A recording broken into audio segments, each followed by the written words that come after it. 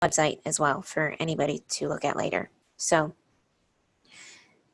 today we're going to talk about Payroll 102. We already had a Payroll 101 session with you, Courtney, where we talked about several things. First on the agenda, just to welcome you, and we already introduced Jake and I who are on today, but we looked at the LACA website in the last training. I don't know if you have any questions about the LACA website, but we went over the quick links and how to access the fiscal services page and any upcoming events that you see over on the right side. On the fiscal services page, you have links to a lot of documentation, which can be helpful. And in addition to the agenda and the PowerPoint today, I also sent you LACA's payroll checklist so that you can have that as a comparison to whatever checklist your district currently uses to process payroll. That's available here on the LACA website. So there's a lot of good information like that on the LACA website. So if you have any questions about the website, we can look at that more closely, but we also did look at that with you previously. We also talked about account structure in Payroll 101. So we talked about all those different dimensions of the account code, the fund, function, object, special cost center, subject, OPU, instruction level, and job.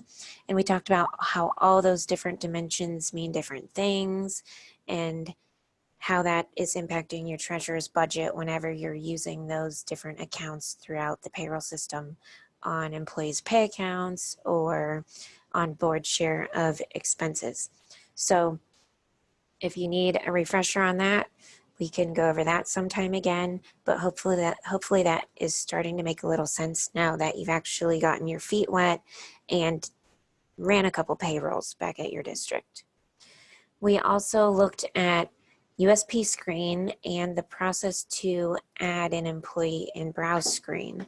So we walked through each of these screens in USP screen and talked about all of the fields that are available there to be completed. And then we went in browse screen and created a record for a new employee. And hopefully you've been able to create a new employee record back at your district now and familiarize yourself with some of those screens. And as we run a payroll today, you will actually see how some of those pieces from each of those screens pull into the payroll and influence what is pulling into the payroll. So today we're going to look at running a payroll from beginning to end, the preliminary steps, getting it prepped, getting it ready, and starting the payroll, doing the post-payroll steps. We'll look a little at month-end processing and quarter-end processing. And good, I see your chat message that it does make a little bit more sense since you've seen a couple payrolls. So I'm glad. That's our hope, is to teach you Payroll 101 and then let you go back and work with it a little bit and make some sense of it, then come back for a Payroll 102. We explain the payroll process a little bit more. And since you've seen a payroll process now at your district, we can explain all of those steps in a little bit more detail to hopefully make some sense. So I did email you a PowerPoint today. I am not going to teach from the PowerPoint. I'm going to actually drive live and run a payroll in front of you. But this PowerPoint would be a good reference for you because I'm going to follow right along with it. So hopefully it prevents you from having to take as many notes. So I am in a test database. So I'm going to go ahead and start through the preliminary steps of running a payroll. In addition to this PowerPoint, it kind of goes along the same steps as our LACA payroll checklist, which I pulled up on the website. And a couple of the steps could be in slightly different order than the steps that you see on your district checklist, and sometimes that's fine. So if you have any questions or you see a step that you haven't seen at your district, let us know. Some steps are optional, but also if there's a step that we have on the LACA checklist or that we look at today that you don't do, we should talk about that with you just to make sure it's not a step that you should add to your processing steps at your district. So the first step in the payroll process is to run Payroll. And this is one that's commonly not on a district checklist as the first step, but it may be or it may not be. So there are two options for clearing accumulators when running Payroll. You can either run it during the current payroll when you are getting the ACH file ready to upload to the bank. You've uploaded that to the bank and then you clear your accumulators. Or you can wait and do it right before starting your next payroll. So some districts wait and run Payroll to clear accumulators right before their next payroll, just to make sure everything with that last file was accepted by the bank. They didn't have any issues. You don't need to recreate it for any reason. So you've at least ran Payroll with your last payroll to create the file for the bank. But if I go into this option 1, and I can go ahead and change my report heading. This is a test database, so we haven't ran every single payroll in the test database. But let's say I'm just going to, since we trained you in Payroll 101 in May, I'm going to go ahead and use May for this training today. So let's say our first pay of the month of May was May 8th, and that payroll is done. And we're ready to start our May 22nd payroll today. So if we're ready to start our May 22nd payroll, if we did not clear accumulators when we ran Payroll with the May 8th payroll, then I want to go ahead and do that now. And what I'm talking about is this question right here, clear accumulators, yes or no. So running it with clearing accumulators, no, is kind of like a projection option. So when you're creating the file for the bank from your last payroll, we recommend that, then upload the file to the bank. If it uploads successfully, you have to come back and clear it. And so it's just whether you clear it right then after you upload it to the bank or whether you clear it now. So you also see the question about changing pre-note records to live. So I do not know if your district pre-notes direct deposit records, but if you do, what that's doing is once a new employee's bank information is submitted in the file as a test to make sure it's a valid record, by saying yes to change that pre-note to live, the next time that you would run a payroll, it would actually send the money to that bank account. So it's kind of like an actual clear, I'm done as well. So we'll just go ahead and run this to clear. And I guess one other thing I could show you before doing this.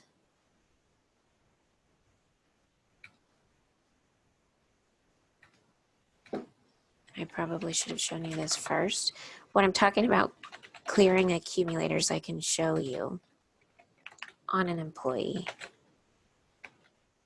So Tim Allen, if we look at his direct deposit record, this accumulator down here at the bottom of deduction screen, that's what I'm talking about, clearing accumulators.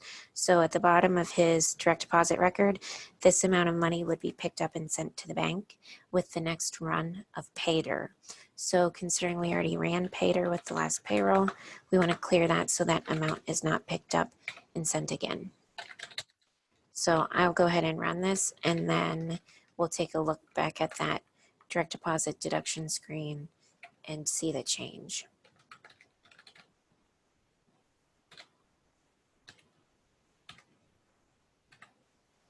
So that does create a text file and also the ACH tape file that you upload to the bank. But in theory, at this point, you've already uploaded that to the bank. So this should show the information from your last payroll at this point if you're doing it now. And just to show you on Tim Allen,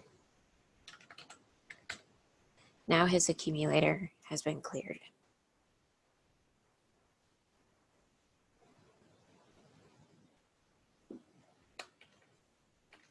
So the next step is to build any calendars if you need to build calendars at this point in time. Calendars are maintained on the USPS DAT menu, option 4 for calendar maintenance. And you can come here and create calendars one by one, or you can copy from existing calendars to non-existing calendars. So for instance, if I'm running a payroll in May, if I haven't built my May calendar yet for any of these specific calendars, I would want to go ahead and do that. We recommend you build calendars for a year at a time. So you may have worked with Brenda recently to build calendars for FY21, so you may be familiar with this, but we normally just run through a couple calendars, creating them just so you can see that process and copying them. So right now I searched for April. So on the left, I can search for calendars. And then the next one I see on the right is June. So I didn't create my May calendar. So I left that out there just so we could create it so you can see the process. But over on the right, we're going to enter the type that we want to add and then enter the month and hit F12 to add. You can see that adding down here below on the right. And right now there are no work days, which would be correct for the default calendar. So I'm just going to hit enter to add. And now I do have a May calendar for my default calendar. If you were needing to build one with days, so I think the non-certified calendar, the 10N, I also left May not created. So just to show you how to create that, we enter the type, enter the month and year, hit F12, and then you would start filling in work days or holidays accordingly. So a W is for a work day, an H would be for a holiday, space is for a non-work day. So you fill in all those days and hit enter. And then you've created May for a calendar with days. So if you had a lot of calendars to build, then you do have this copy function. So your Shift F10.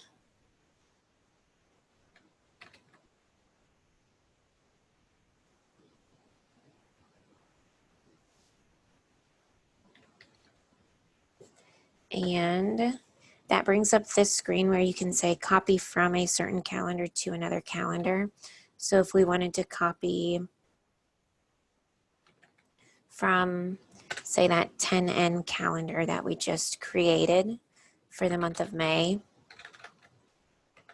if there were other calendars that we didn't create, then we could copy, enter those additional calendars that we need, hit enter, and it gives you a successful message down here at the bottom. So then if you look for those calendars, they now exist and you could modify them to any, different, anything that's different from what you copied from. The copy from just gives you a good starting point.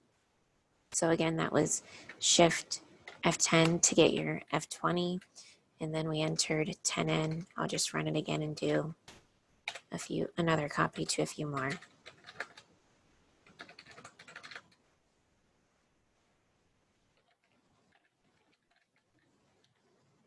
And that successfully copied those calendars.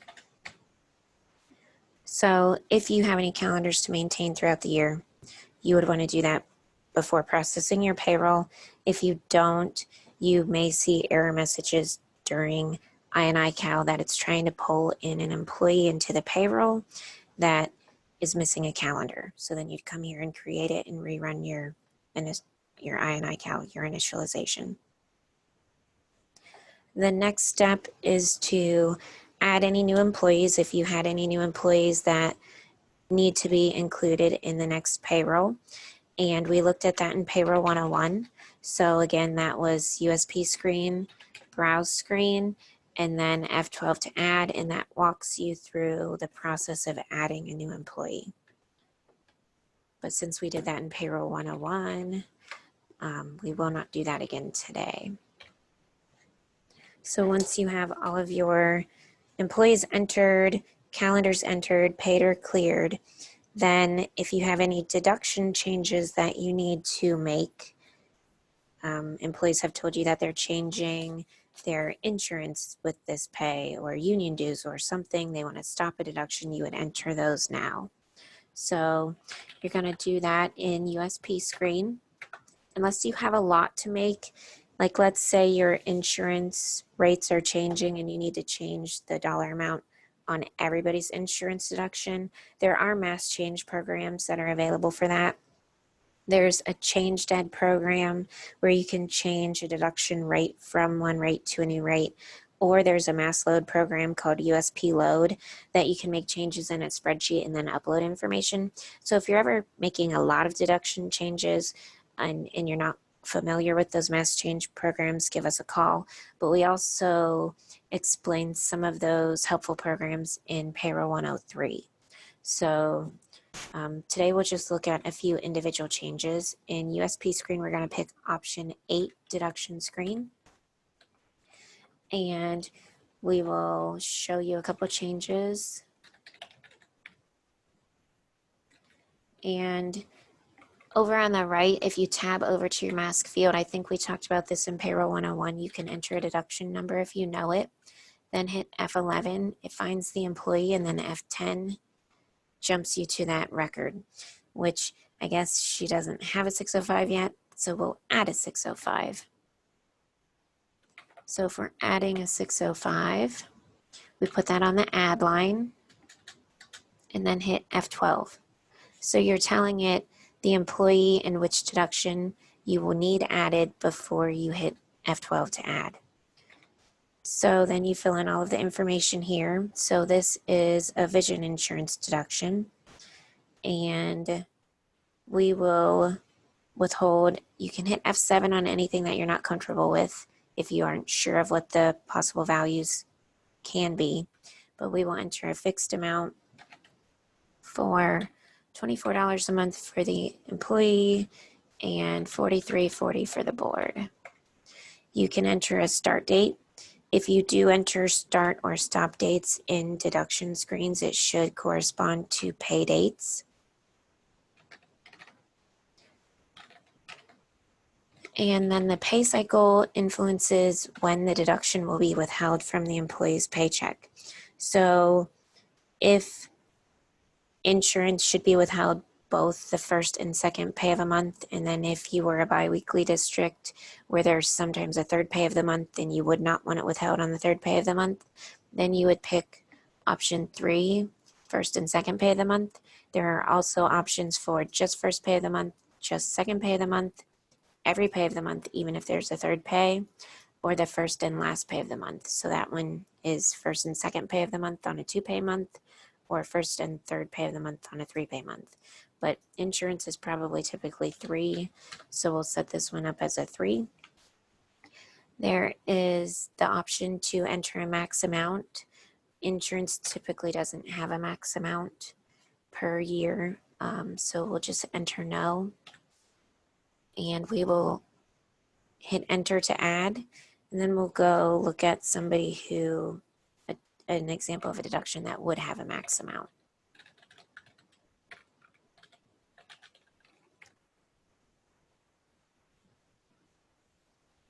So we will add a union dues deduction to this employee for a fixed amount.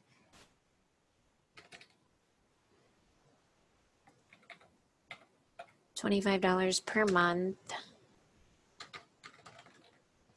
and we'll pick a different pay cycle for this one. We'll say just the second pay of the month. And max deduct amount, yes. So we want throughout the year this employee to pay $25 a month just on the second pay of the month, and we want that to max out at $300 for the year. So the max amount field on a deduction screen is what they call a declining balance field. So as you run payrolls, this figure that's over here on this line, it will decline. It will slowly decrease each payroll until it reaches 0. And then when that line is blank or showing 0, the deduction will no longer be withheld. So after we run this payroll, this would show $275 remaining for the max amount for this employee. So let's go ahead and find an employee with an existing deduction so I can show you that mask field again. So we will find Tim Allen with a 510 deduction. So I'm hitting F11 and then F10, And instead of having to page through every single deduction, it's jumping me ahead to his 510 deduction. You can do Shift F4 to modify if you wanted to make changes. We will just add a stop date. So if this employee should no longer contribute to a deduction, you can add a stop date and that will stop it from being withheld. I went ahead and entered May 8th since that was my last pay date. So that's the last time I want it withheld, and then it should not be withheld for this next payroll. So you've probably already made some deduction changes on employees, but those are a few examples. You just want to remember as you're getting ready to run your payroll, double check and see if anybody needs any changes made and enter those.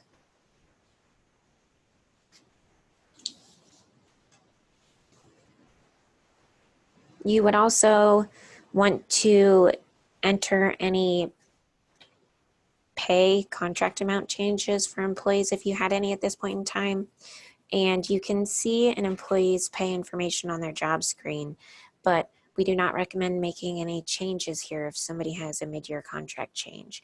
Instead, we recommend you going to the new contract menu, so new CNT, and maintaining everything here. So we have a separate class for new contract training. When you get around to that time, we typically do one in the spring to talk about entering all your new contracts for the next year.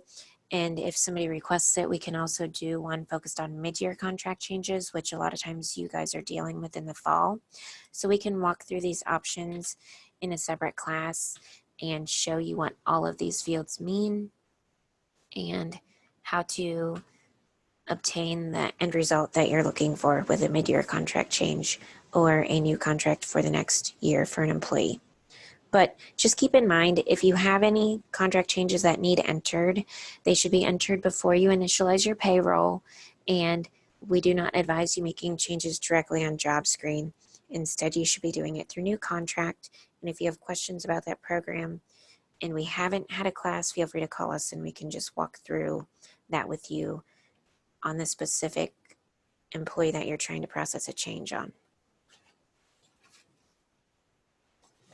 So the next step would be to accrue sick leave, vacation leave, personal leave, anything like that that you need for your employees. So you can run BANAC. Typically, you're just going to use the accrual option at this point in time for every payroll. Throughout the year, you, at certain times of the year, so at the beginning of July, or depending on your contract start, maybe at the beginning of August for some employees, you're going to reset employees' personal leave balance. You may also have it negotiated that you pay out personal leave or convert personal leave to sick leave. So there's a personal leave to sick leave option and a personal leave to pay option that can assist you in those processes if you do that at your district.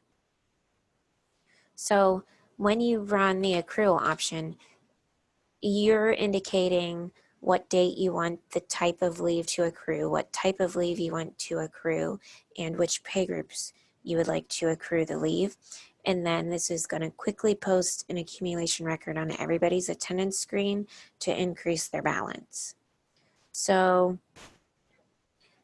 we will just go ahead and do, like, typically once a month you're accumulating 1.25 sick days for all employees. So we'll just go ahead and do sick leave. You could have 7 here to see what your options are, but you can accumulate vacation, personal, sick, or all. So you may do vacation per pay depending on your district policy, or you may do it once a year at the beginning of the calendar year or the beginning of the fiscal year. And do you want to include ineligible jobs, yes or no? That would typically be no, I would assume. I wouldn't really see why you would want to include ineligible jobs. And then the specific accrual date, if your district always uses the first day of the month, the last day of the month, maybe a pay date, you would enter that in there, and that date is going to show in everybody's attend screen who accumulates leave. So you can do this for just a specific pay group, or you can leave blank to select all. And I did jump past this actual or projection option, so I'm going to run it in projection first. And that creates a text file that we can look at and make sure everything looks correct. So you see everybody is accumulating 1.25 sick days. You see their previous balance and their new balance.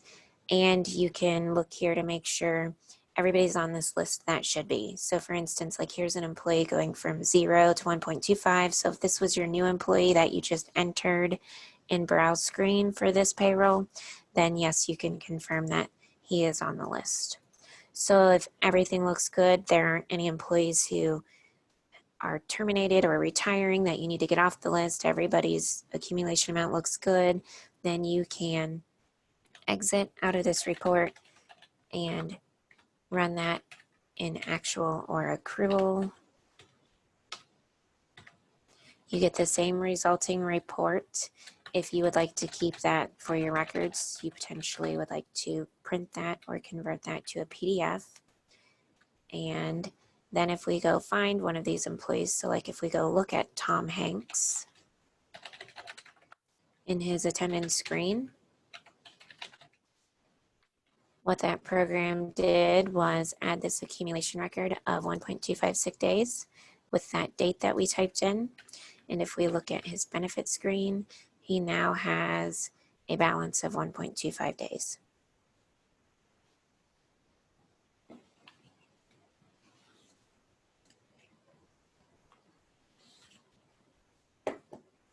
So another thing that we want to do before we actually initialize our payroll is to post any attendance or pay exceptions that we have for this payroll. So still in USP screen, option 11 is the attendance screen. And we looked at this sum in Payroll 101. This is where you can post attendance records for employees on the default calendar. The default calendar has no work days predefined on it. So these are typically your subs or timesheet employees. You can also come here to enter absence records for employees or attendance records for overtime or extra days that they have worked, any exception to their calendar. And you may not post directly to attendance screen. You may instead import from the time clock or the kiosk. But as you're running that import process, pulling your CSV file out of those programs and uploading it into USPS, it is posting records here on attendance screen for you very quickly. So if you're not doing it manually, you may be doing it through an upload. After you enter information here, there is an attendance report that you can use to verify what you've entered if you've entered a lot and you would like to verify that. But for a few examples, if we just want to add a few records to see how this works, if I find Tim Allen, we can add an example of an absence here. So I'm going to do AB for absence, SI for sick, and the length, we'll just do 1 whole day, and enter to add. And then you've entered an absence if you need to manually enter that from like a timesheet. If you wanted to enter a vacation absence, it's very similar. Just instead of ABSI, it's ABVA. And if you didn't know what those transaction types or categories could be, you can always hit your F7 to see your options.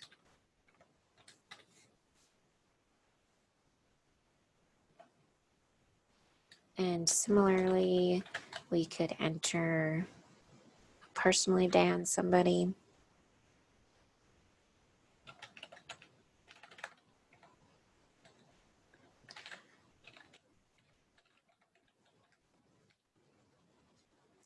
So some districts use deferred posting. So you see a status of a D over here. And what that is doing is saying, I've posted this absence, but it hasn't been processed through a payroll yet. So if I look at this employee's benefit screen, you can see this absence sitting out here deferred. When I run the payroll, it's going to deduct it from the balance. Some districts don't use deferred attendance posting. That's just a setting in your system. And instead, it just automatically posts when you import to attendance screen or when you manually enter on attendance screen, and the Ben screen balance is automatically updated. So that depends on your district setting. If you'll see this deferred or posted status over here, and if you will see that different field on Ben screen. So you may not see that at all. And if you don't see that, then your balance would be updated instantly by posting to attendance screen. This employee would show a balance of 2 personal leave days at this point instead of waiting for us to process a payroll. So in addition to absences, I said we can post attendances for subs or for employees for like extra days. So we'll just go ahead and post some attendance days as well. And when you post attendance days, you can also post the pay along with it if you would like. So you have an option at the bottom of your screen called posting mode. You can see when I come into attendance screen, myself, I'm not posting pay by default, but you can also set your preferred options so that you are posting by default if you would like to. But you can also hit Control F6 to select a posting mode, and we'll just select post future. So as I enter attendance for a sub or employee, it's going to walk us into the future pay area and help us post the pay that's associated with this attendance. You can post days one by one, or you can post multiple days at once if they're in series. So I'll just go ahead and show you an example of what it's like to mass add. So we'll do Control F12. So the S means to use your control key. And when you mass add, you're going to enter the starting date that this employee worked. And if you're posting pay, then you're going to need to tell it what job you're posting against, which I guess I might pick a different employee.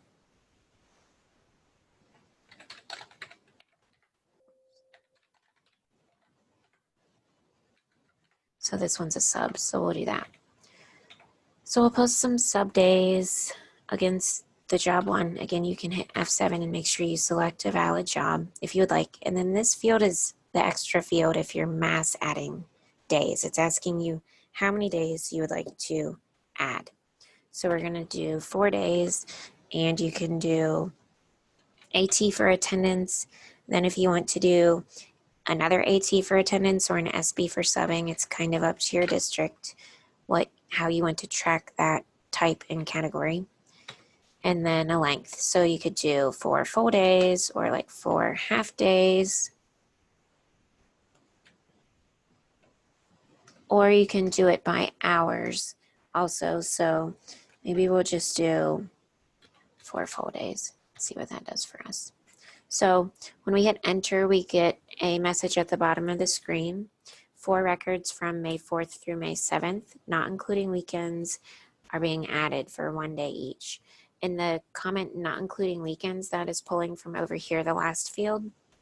So if for some reason you wanted to post attendance days across the weekends, you could change that to a yes. So this is just popping up telling you what it's going to do. You can accept or cancel. We'll just go ahead and accept.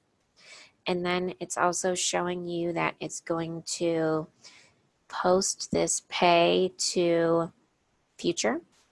And we can arrow down and say, no, do not post. I don't want to do that. Post to future and take me there to look at it, or direct post to future and I don't want to look at. So we'll just do what was selected by default, the post to future. That walks us to future, lets us take a look at this, and we can see what the system is calculating right now for this employee. If this is not what we intended, we could change it at this point in time. So if something's incorrect here, then we could say, nope, it wasn't supposed to be 32 hours. It was only 30 hours. I'm looking at this employee's timesheet. You can change the retire hours. Right now it's picking up 4 because we entered 4 days. Maybe we want them to have, all of those 30 hours. And you could enter a description here different than what's pulling in by default if you wanted. You also have the effective date field. So if you're keying for a future payroll, you can enter a future pay date here, or you can just leave the zeros and it will pull into the very next payroll. So we will go ahead and hit enter. And when I hit enter, it changed that amount since I changed the number of hours. Gives me a confirmation message that the record was added. I can F8 and that returns me to the attendance screen where I can see these 4 attendance records that are on this employee. So you would post all of your attendance and absence, and if you had any additional pay to post, you could post directly in future also, instead of using the attend screen to future post option. So if we wanted to do that, we would hit F12 to add.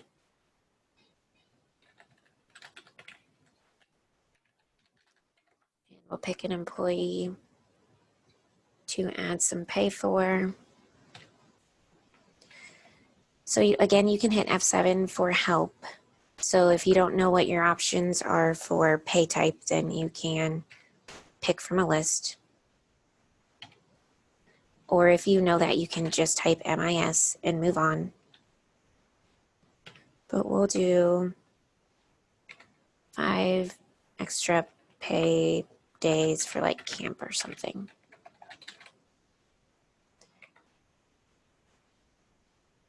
And whenever you use a miscellaneous, you have to indicate a taxing option. So your district probably has a typical opinion on this, on what taxing option they use, but it's you telling the system, do you want this supplemental pay to be taxed as part of regular wages or as supplemental wages? And if you want it taxed as supplemental wages under the different taxing rates, then if this employee has annuities, so they're,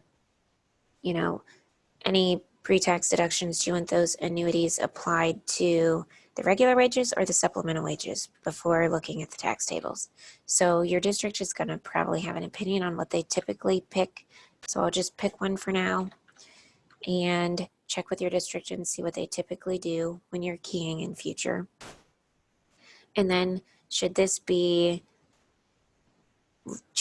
be looked at for retirement or not? So most of the payments are going to be looked at for retirement, maybe like a severance pay or an insurance opt-out payment. Those might be 2 things that you might key in here at some point that you would answer no to retirement, but the typical payment that you're making is going to be subject to retirement. You can enter retire hours and hit enter.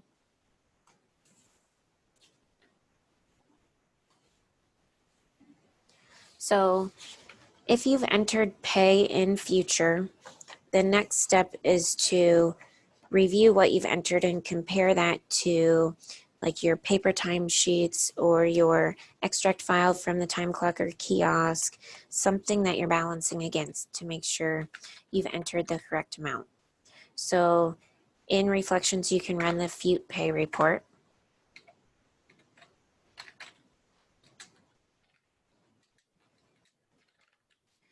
And we recommend that you sort this by pay group and then name and then subtotal by pay group, just so that you can look at all pay groups at once on the same report, but still have those nice subtotals by pay group for balancing. Or some people choose to instead run the future pay report by just one pay group at a time.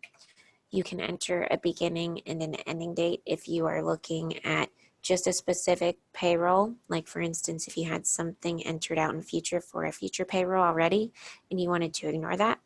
But if I haven't entered anything for a future payroll, then I can leave the dates blank and it will select everything. So there's a couple questions here. Include future records with a status of I, which means included in a payroll already, or include records with a blank date. And yes, you want to include those unless you're only looking at information for like a future payroll. If you're keying something ahead of time, like future board member payments or future supplemental payments, and you want to balance that, then you might change the answer there. And I paged down, and this is where you can enter specific pay groups, or you can leave blank to select all. And we will go ahead and take a look at this. At the bottom, you're going to have some totals down here, so I can see that I entered $310.50 for a regular pay type and $400 as a miscellaneous pay type. And if I scroll up, I can see totals by pay group, so I could use that for balancing. And if you are questioning any of those totals, you can see the detail of the employees and their pay on this report too. So you do see a grand total here of $710.50. So once you're done entering all of your timesheet or extra pay, you want to have your grand total of all of your future pay, balance that, make sure you have the correct amount, and then we're going to make sure that total carries forward to our next step in the payroll process. So from step to step, it's important to make sure everything that you entered is what you expected to enter, and that you're not losing anything along the way, or you haven't miskeyed something along the way, or included a wrong employee or excluded an employee accidentally.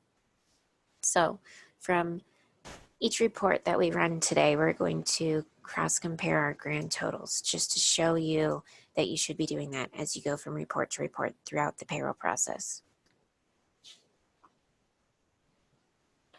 So at this point, we have all of our preliminary payroll steps done, and we're ready to start our payroll.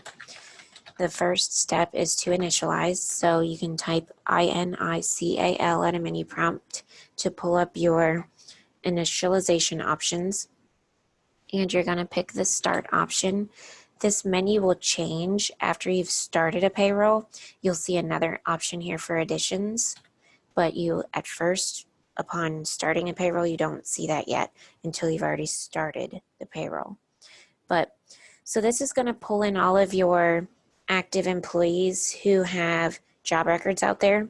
We talked about the job records on the Payroll 101 training, and like we built a new employee and built a contract amount with an equal pay amount. This is the program that's going to pull in that equal pay amount to pay that employee. So if you have any errors as you run this program, you'll want to investigate those, make sure that every employee is being included, that you want included, and resolve all issues. You definitely want to resolve all errors. You may have some warnings that you may be able to just accept as informational, but for the most part, you want to keep your INICAL clean without errors or warnings. So you're going to enter the period beginning and ending date and the pay date. So the period beginning and ending date, some districts pay current, some districts pay in arrears. You just want to make sure from one payroll to the next, you don't have gaps. So like for the last payroll, I ran it through May 1st. And for the next payroll, I'm going to start on May 16th. You don't want to skip days, because even if you think like, well, a Saturday is not important, my contracted employees are not working on a Saturday, that Saturday is still important for other reports like ODJFS in the system. So from one payroll to the next, you don't want to have any gaps.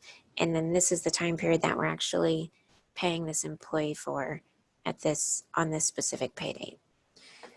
Then you have pay of month, so you can hit F7 to see your options. If you're semi-monthly, the first pay of month, you're going to select A, second pay of month, you're going to select B. And those, for the most part, are going to be the only two options you use. Once in a while, you might run a mini pay, and you might need the suppress voluntary deductions option. If you were biweekly, once in a while, 2 times a year, you'd have a 3-pay month. So then you would be selecting C and D during that month. But we already ran our first pay for May, so we'll do the second pay of a 2-pay month. And the test database is set up as biweekly, so this is going to pull in the job screens that are marked accordingly. So if my job screens are marked biweekly, it's going to pull those in. If I also had some job screens built for semi-monthly or monthly in the same database, I'm saying I'm not pulling them into this payroll by selecting B. So is this for a special pay? Yes or no? We're just going to run a typical payroll. Do you want to process only employees that are on direct deposit, only non-direct deposit employees, or both? So typically you would be doing both. And you want to ignore the direct deposit flag. So typically no, but if you needed to run a payroll where you wanted to issue a check for everybody, you could say, yes, ignore the direct deposit flag. I need a check for everybody. Then at the bottom, you can enter pay groups if you're initializing for just specific pay groups, or you can leave blank to select all. And if you page down, you just have additional space for entering pay groups. So we'll go ahead and hit enter. And every time as I'm running a program, when this screen pops up asking me to continue, I am keeping an eye on what's on my screen to see if I have any error message popping up there. So before I hit continue, I want to glance at what's on my screen, what's behind this menu. So if it looked like an error, you could scroll up to read more of the error, and you could save that log and then call us and we could look at that with you. But this looks good. It just is telling me the settings that I entered, and I don't see any error messages. So I'm going to go ahead and continue. And I'm going to exit this menu to view my inicow.txt. The other thing, if I scroll back up to that menu, you did see where after I started the payroll, I then have an option for additions. So the additions option would be used if you had another group of employees that you needed to pay for a different date range on the same pay date. So if you pay your current employees, all of your contracted employees current, and then you pay your subs like for a 2-week behind period, an earlier period because they're timesheet people, you may have to run like your subs as additions. There are also a couple times throughout the year that you might use the additions option, like at the start of an employee's contract or when you hire a new employee, just to make sure you catch all of the right days on their contract. But I'll go ahead and view this inicow.txt. At the top, you see the options that I selected when running the program. And then you see totals by pay group. So you also see a column not only for active job gross, so those are all those equal pays, yes, that are pulling in from job screen, but you also see future gross total and a total down here. So this is our 71050 that we saw before. So you just want to make sure you're cross-checking that from the last step to this step. And then this 20,452.37, you want to balance that against the spreadsheet that you use at your district, or however you track your contracted active employees, the equal pays yes amount, to make sure that that's pulling in the employees that you expect to be pulling in. So you're balancing the 71050 against your FEUP pay, which you balanced against your timesheets or your time clock extract. And then you're balancing this gross for active jobs against your spreadsheet at your district. And the two combined, this will be our new total going forward to the next step that we will look for. So we didn't have any errors on this report. There would have been an inicow err.txt if we had any errors, and we would want to view that, look into those, fix those, and then rerun inicow to make sure we no longer have errors if that were the case.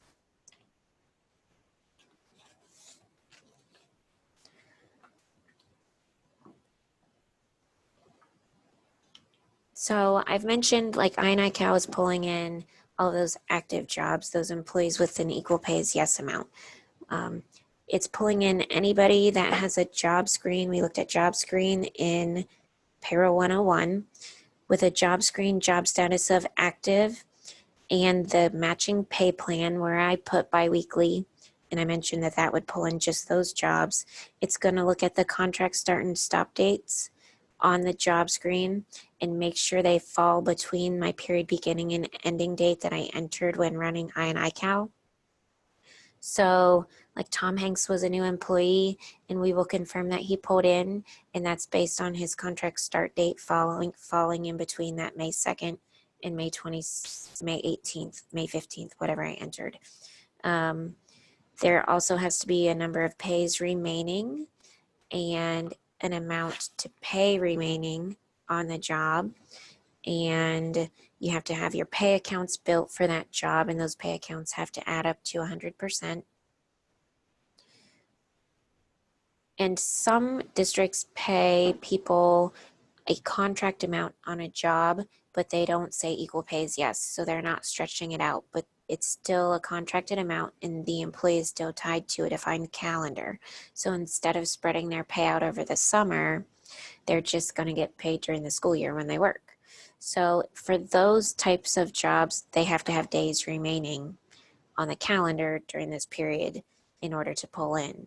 So that's not as common amongst our districts. Most of our districts set the contracted amount up as a stretch pay job where everybody's getting paid throughout the year. Also, in order to pull into your payroll initialization, the job has to have a calendar for this current period. So where we built those calendars for May at the beginning of this training, if we had not have done that, a lot of these employees would not have pulled in because there wouldn't have been a May calendar. So we saw a lot of those fields on job screen in Payroll 101. And so building your job screen is important as you're building that new employee, because it very much influences this step in who's pulling into a payroll. So the next step after you initialize is to do anything in current, make any changes to anybody's pay that you need to make at this point in time. The first thing I recommend doing is to run a report. So run your pay sum report. When we looked at that INICAL report, it just had totals by pay group. It didn't have any employee information for us telling us who was making up that report, who was making up those totals. So I kind of look at the pay sum report as like the detail version of the INICAL report. So if I go to the bottom, I'm going to see my 21,162.87, that grand total of future plus active jobs that we saw before. So I know here's my detail making up that other report, and I can glance through this report, see everybody's name and all of their individual pay amounts. I also did a subtotal by pay group so I can see my individual pay groups totals. But if I need to make any changes to these employees, then I'm going to do that in current. So current is accessed from USP screen just like future. It's option 9 on the menu. It looks very much like future, except you don't see an effective date option over here to the right. But it's where you can go and enter additional pay for an employee. You can modify a record here. This is showing you not only what you entered in future, but also what pulled in by running your initialization, by running INICAL, because now all of these records, the active jobs plus your miscellaneous pay from future, are here together in current. So you can add more information here, modify existing, or delete an employee that pulled in that shouldn't have pulled in, whatever the case may be. So if, for instance, somebody turns in a timesheet late and you need to enter that, you've already initialized and you want to get this employee paid, you could add it here, just like adding somebody to future. You would hit F12. You would find that employee and you could enter, you can see that she's already in here. She's already getting paid for her regular job. So there's already information in here on this employee, but we're going to enter some miscellaneous pay from a timesheet that she submitted.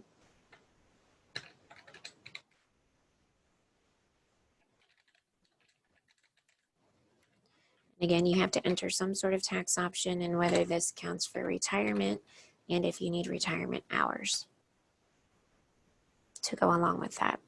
So enter your information save. That's very similar to future. A lot of districts don't work in current because if at this point in time I need to run my I&I Cal again, I need to change something, I realize that I entered a wrong date in I&I Cal or whatever the case may be, anything I enter in current is lost. I&I Cal reinitializes and it removes any of the changes that you make in current. So just keep that in mind.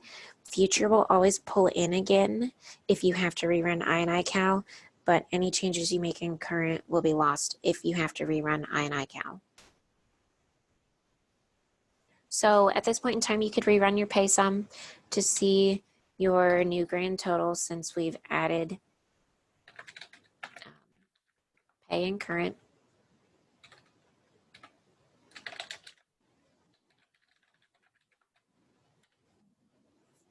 So now we have 21,287, which was our 21,162.87 plus the $125 we just entered on Julia Childs. And if you were curious, you could click your F key on the keyboard and find Julia Childs and see the miscellaneous amount that you entered and that it is impacting her pay. But our grand total, we were happy with that because it increased by the $125 that we entered. And some districts use the CUR pay report instead of the pay sum. So I'll show you that. It is picking up, it'll show us the same total, but it just presents the information in a slightly different format. So some districts like this better, some districts like their pay sum. It's just a report, so whichever one of these or both of these you run is fine. Just at least run one or the other. And every time I'm going to the bottom by hitting B for bottom, because my initial feeling is that I want to balance my totals. And if my totals are good, I can review the list, pay group by pay group, or employee by employee. But if my grand totals are good, then I know I'm on the right track. So there I see the 21,287.87, the same thing that we saw at the bottom of the pay sum. And then you see these totals by pay group. So either of these reports, this one is just presented a little differently, and it does show the option for a pay account. If you had keyed a different pay account on one of these transactions, it would display here. But most districts use one or the other, pay sum or CUR pay, but they're just two options for reports. And whichever one you use, you just want to make sure that total is what you expect it to be, and you're balancing that.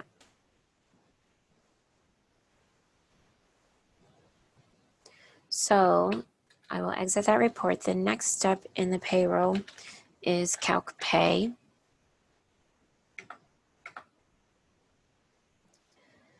And this is going to calculate all of the employees' deductions, their taxes, their net pay, and you may get errors on this report that you will have to resolve and then rerun this report.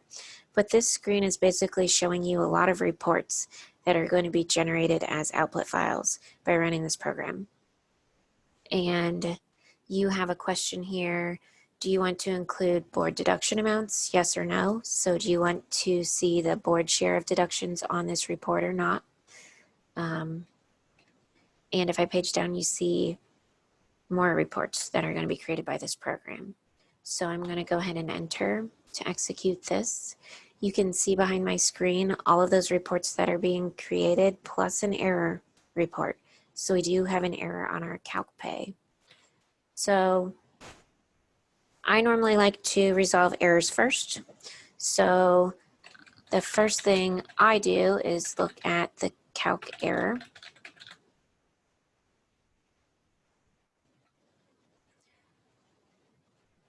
And we have a couple errors here. So we have an employee that is flagged as a direct deposit, but they don't have a direct deposit record. And direct deposit records not totaling 100% and direct deposit not equal to net pay. So that is a fatal. It has to be fixed if you want this employee to be paid. And then you have a warning that on 2 employees that they don't have an SERS employee deduction, either the 590 or 690, and but they do have the board share 400. So that's a warning, but you shouldn't just say, oh, well, it's a warning, let's move on. Most likely there's something that you should actually still go do and fix this. So we'll go fix these issues and then rerun CalcPay.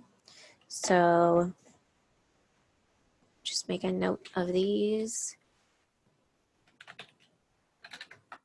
So on Bugs Bunny, there was no direct deposit record. If we go into his deductions and page through, we're gonna get, okay, so the last one that we saw was 590, and then I hit F10, and there were no 700 direct deposit records.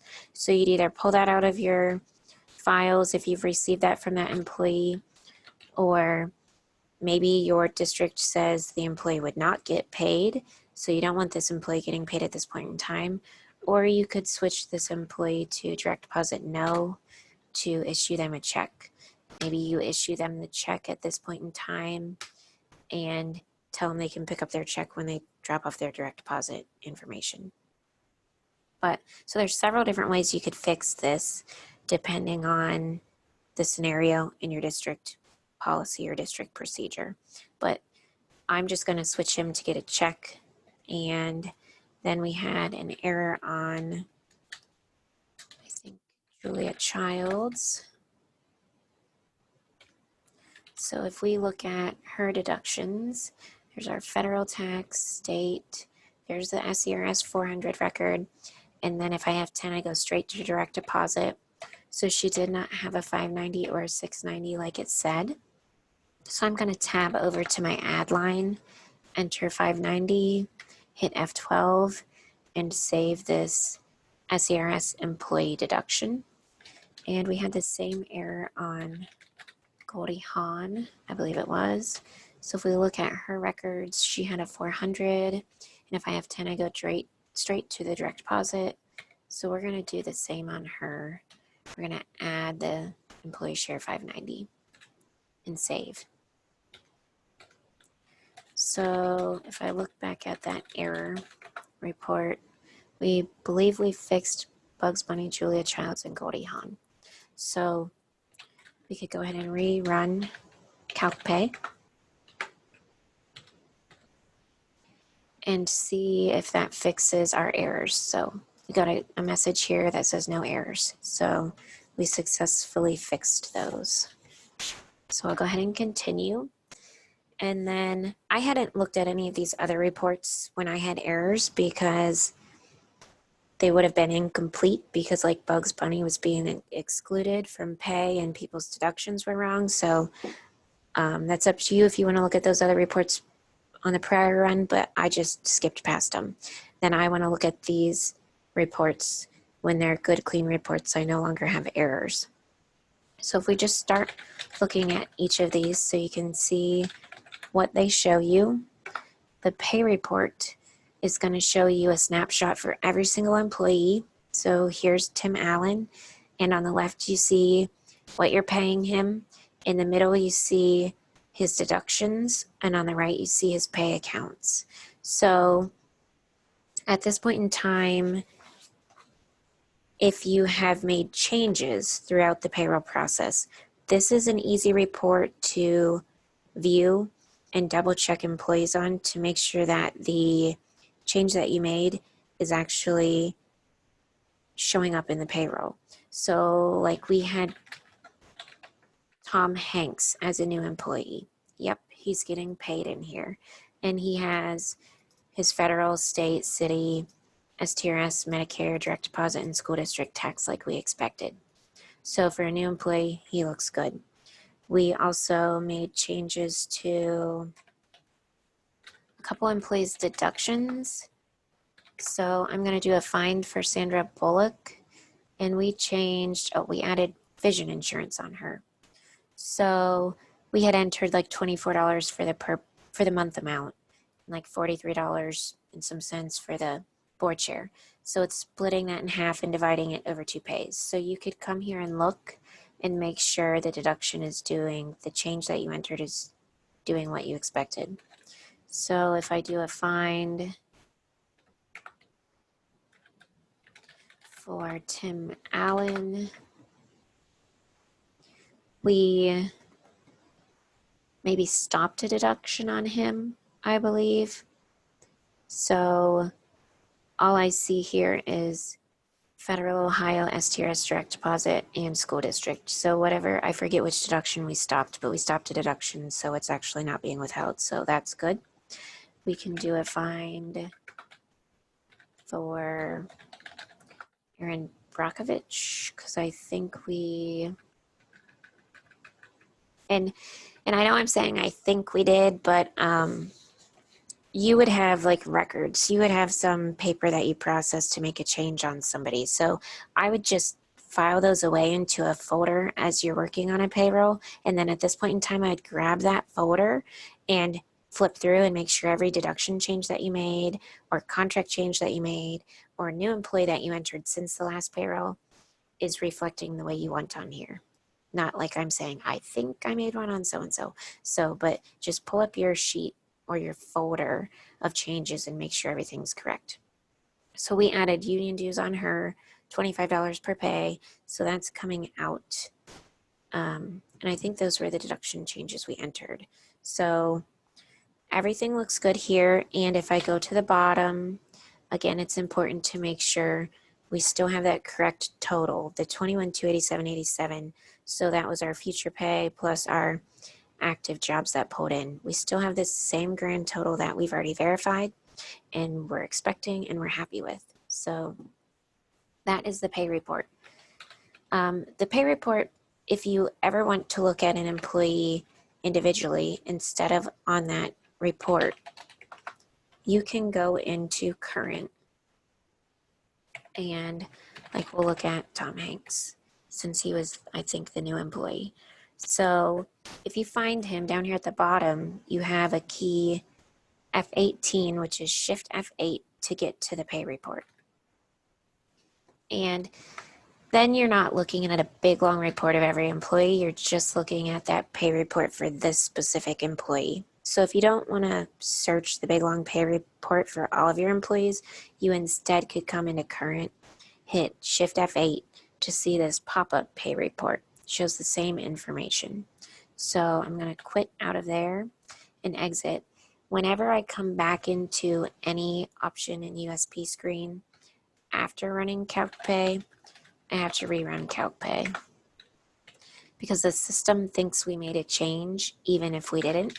Even if we just looked, it wants to recalculate everything, and you would only get through the next few steps and then you'd come to a screeching halt at a certain step where it would tell you you have to rerun Calc Pay.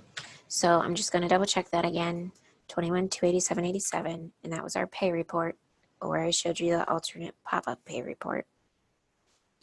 But those other reports, if I scroll up here, pardon my scrolling, we're just going to look at the rest of these reports so you can see what those are like. So we've looked at pay report, and we already looked at calc error, which we don't have again. We'll look at the Bud debt, which is also available in a CSV version. We'll look at the Bud Pro, which is also available in a CSV version, and then we'll look at the dead debt and the dead tote. So we have 4 more to look at. So if we look at buddat.txt, this is showing every individual employee making up this payroll and what portion of their pay is being charged to which account. So if you had a pay account change, you could check that here, or maybe your treasurer likes to see this report to see how the employees are being charged, but it's still for that same grand total, 21,287.87. So that was the buddat.txt. Then we'll look at the budpro.txt, which is a budget projection report. nothing's finalized yet with this payroll. We can still change anything. So that's why this is a projection report from CalcPay. And this is kind of like a summary version of that detail report that we just looked at. These are all the pay accounts that are being charged and for how much without the employees' names who are making up the charges. Still the same grand total. And the dead debt.txt is a deduction detail report. So this is showing you all of the deductions that are in this current payroll for each employee. So it is organizing it by deduction, so you could preview totals and balance. Like if you just set up union dues for all of your employees, you could make sure you entered them on all of them. You could double check any changes that you made on here if you would like. You could cross-check grand totals for like insurances, just like union dues, just to make sure everything deduction-wise is processing as you expect.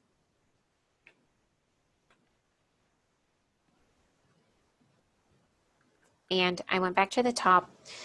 On my federal tax deduction, there is a grand total here, $21,287.87, like we've seen elsewhere under my gross wages. So even though at the bottom, these are totals of like deduction amounts, I can still find that grand total gross to balance against on this report. And then the rest of the report is telling you how this gross pay is being split up amongst the deductions. Then we looked at the dead debt report, which is the detail. So then if we look at the dead tote report, which is just totals, it shows totals by deductions. So this would be an easy one to balance to make sure like you entered all your union dues and see if everything looks good. You again can still see your $21,287.87 gross on this report just to make sure everything is still tying back. But those are the reports that result from CalcPay. You may print or PDF some of these and use them for different purposes, but keep in mind that these are still kind of like preliminary reports, projection reports. This is what's included in payroll right now, and it could change if we make changes, or when we get to the later step and we actually process our deduction payments. Those deduction payments could include the amount from this payroll, or they could include amounts from previous payrolls or voids or refund of deductions or mini pays, other payrolls potentially, or other little processes that you've done since the last payroll. So we will quit out of this report. And the next step is to print your checks, which is CHKPRT for check print. And it's telling you that this is going to create check print files and direct deposit print files. It will create text files and DAT files. So the text files are the older files for like the old noisy line printers, and the DAT files are for your laser printers. They'll be created even though they don't display here on this screen. You have sort options. The starting check number automatically pulls in. Starting direct deposit number automatically pulls in. Do you want to include a dummy alignment check? And typically you're going to say, no, I doubt you really need that. Do you want to add a void message or another message for your check stubs if you want to communicate something to all of your employees? But we will just go ahead and run this. You can see on the back of my screen, it created the text files and the DAT files. It tells you the last direct deposit number and last check number used. So then if we look at this check form and then we'll look at the direct deposit form, this you can kind of see like it's a snapshot of different checks. So it's not like a pretty report format. This is if you were printing on an old like line fed printer. And the direct deposit form just looks more similar. So you're normally not going to view these, but instead you're just going to transfer out the text file or the DAT file, whichever one you use for printing. And I think most districts use the DAT files now with laser printers. So most of our districts don't even use those text files that I just showed on the screen. And then there were some other text files.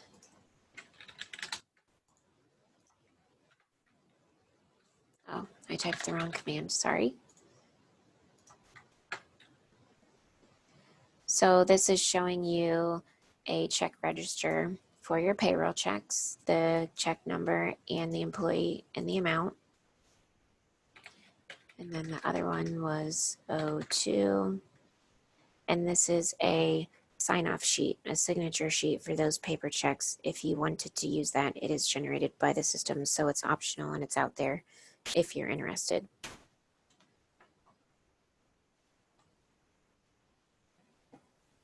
So on the LACA checklist, the next step would be running a backup. So you have your payroll calculated, you've balanced, you're happy with everything, and you're about ready to post it.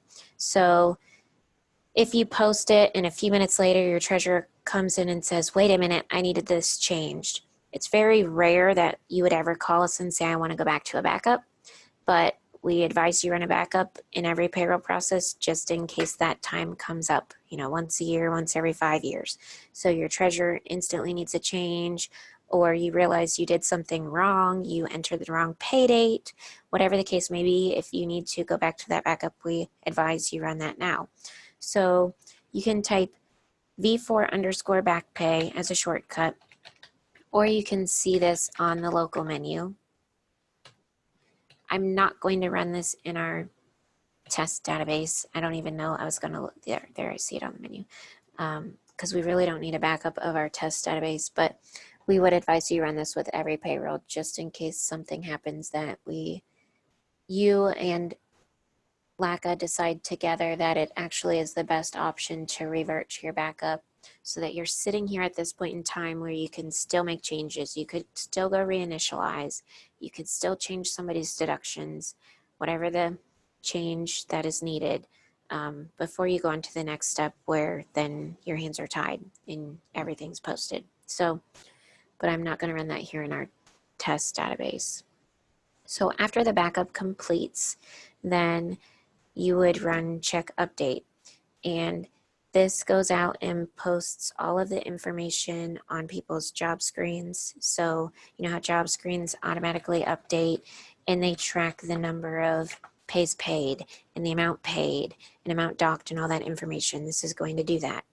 It's also updating the pay account information, so pay screen and how much money has been paid out of that pay account.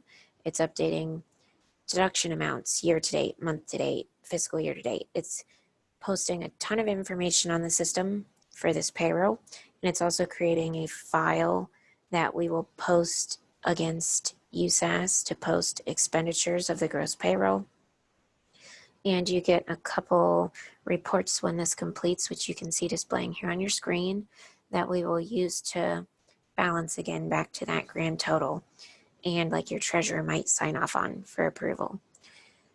So you can see here a USAS check number, USAS vendor number. Those are pulling in for the expenditures that we're eventually going to post against USAS. You can see all of those report names that are going to create. So I'm going to go ahead and execute this. And on the back of my screen, if I had an error, it would be called payerr.txt, the pay error report. So we'll look for that if we have that on our screen, but hopefully we don't. And then we'll look at these resulting text files. They have corresponding CSV files if you want that. And you can see the batch file that was created, which that's the file that contains all of the gross expenditures from this payroll that we're going to post into accounting. And I did get an error message because my test database is not connected successfully to the kiosk for the pay slips to be sent to the kiosk. So no worry there. You typically wouldn't receive this error. You typically would see a little message on your screen at this point in time saying creating pay slips for kiosk, and it would sit here and it would pause for a minute until that was done. But if I scroll up before my error message, I do see the text files that were created, corresponding CSV files in the batch file. So let's go ahead and look at the disstat and the buddis.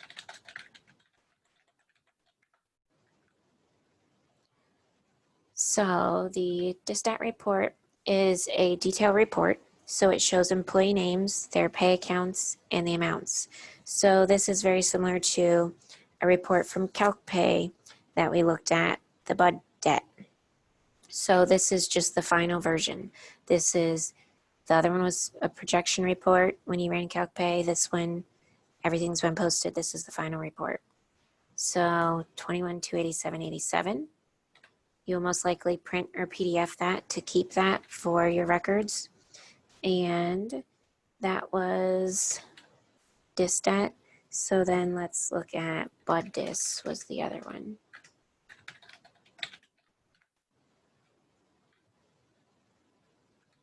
So this one is similar to the Bud Pro from CalcPay, the projection report, kind of the summary report where it's just showing those budget accounts and the amounts being charged and your grand total at the bottom, 21,287.87. And there's also a certificate for the treasurer to sign off on since this is the final version of your payroll. So as long as that grand total still matches, it's what you expected, it's all balanced, you're good, you would print or PDF this and your treasurer would most likely sign off on this for your copy for your records.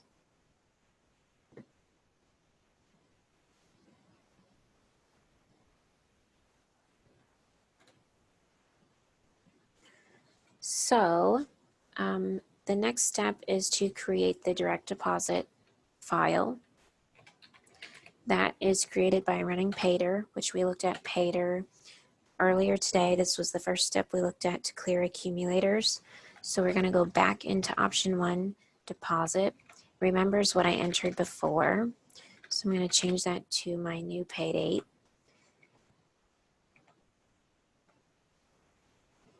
And then the first time I run this, I'm going to run clear accumulators no and change pre-note records to live as no. And this is going to be me previewing this, making sure that everything looks correct and my file is good to upload to my bank. So it's going to create the payroll.txt and the tape file to upload to the bank. So if I view payroll.txt, this is the direct deposit information for your employees, and you have 14,857.74. So if you look at this, you're like, okay, that's not my 21,287.87. That's not the amount that I have been balancing previously. I hope that's everybody's direct deposit amount. How do I check it? So you can look for this 14,857.74 on the deadtote.txt,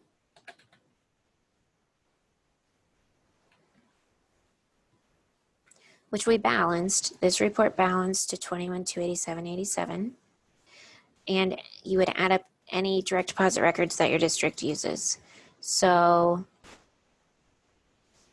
if I just pull up like a calculator on the computer, I don't know if you guys can see that. I hope you can, but I'm just going to add 11,080, 30, and 3,777.44. And that is 14,857.74. So that is the correct direct deposit amount that is in my Payroll file. So I know I cleared successfully last time. This is the correct amount that I want to send to the bank. So however many direct deposit records your district has, add those up from your deadtote.txt and make sure that balances to your payroll.txt, or maybe you're tracking that in a spreadsheet. However you're balancing it, you just want to make sure you balance from one step to the next. So we're happy with this, and the other file, the ACH tape.seq, you would transfer out. So you could use this transfer button up on your toolbar to transfer that file out, save it on your computer, and upload it to your bank. As long as it uploads successfully to your bank, you could come back into Payter and clear your accumulators now and change your pre-notes to live now, or you could do that at the start of your next payroll. You just want to make sure it gets done, because if you don't clear, all of this $14,000 will get added to your next file for the bank, and everyone will get paid twice as much. Everyone will be happy except you and your treasurer. So, we now have the payroll to the bank. So you're normally like relieved at this point in time. Everybody's been paid, and we're ready to work on post-payroll cleanup steps. So the first post-payroll cleanup step is pay dead. Before we look at this, is everybody doing good? Do we need to take a break?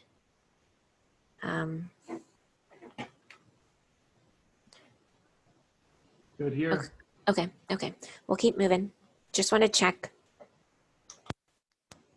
So pay dead is getting ready to pay all of your deductions. So those amounts that you've withheld from your employees through this payroll or prior payrolls, and you're going to get that information ready to pay vendors by check or electronic payment.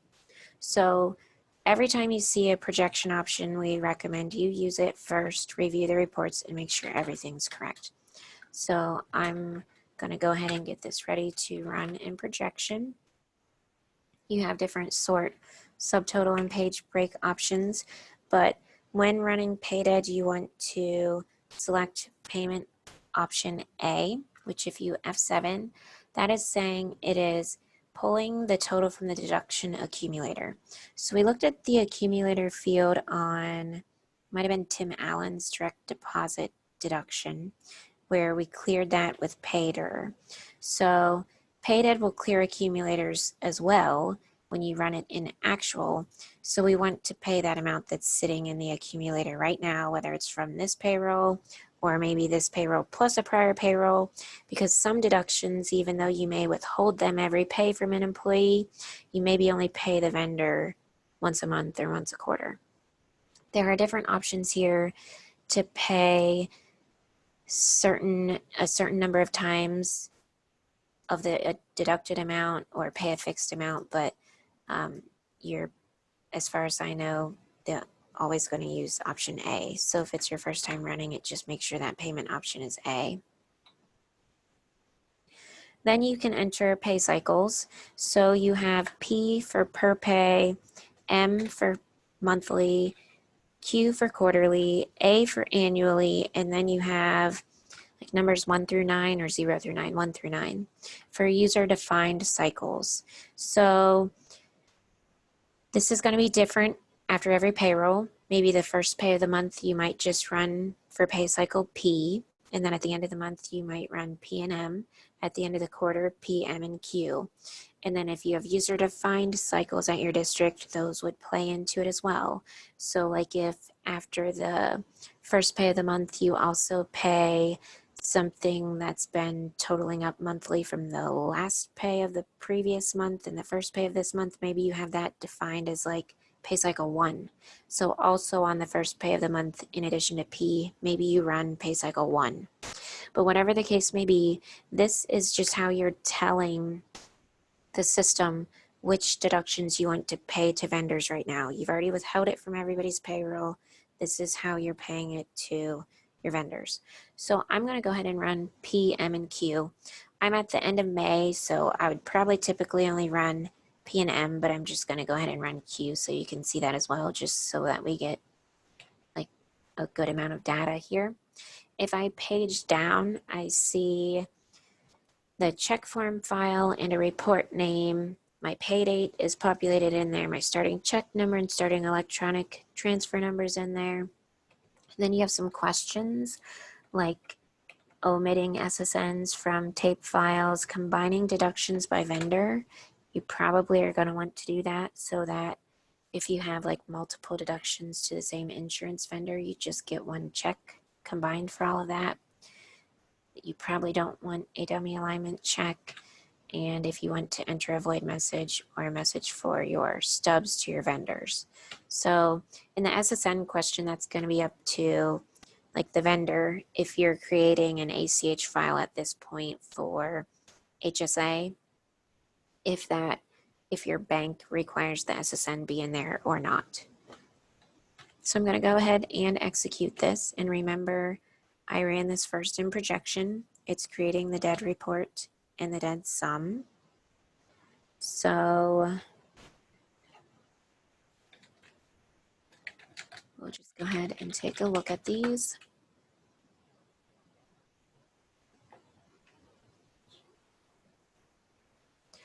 So the dead report is showing every employee making up each deduction. So this is similar to a report that we saw in CalcPay, but CalcPay only included the amounts from that specific payroll.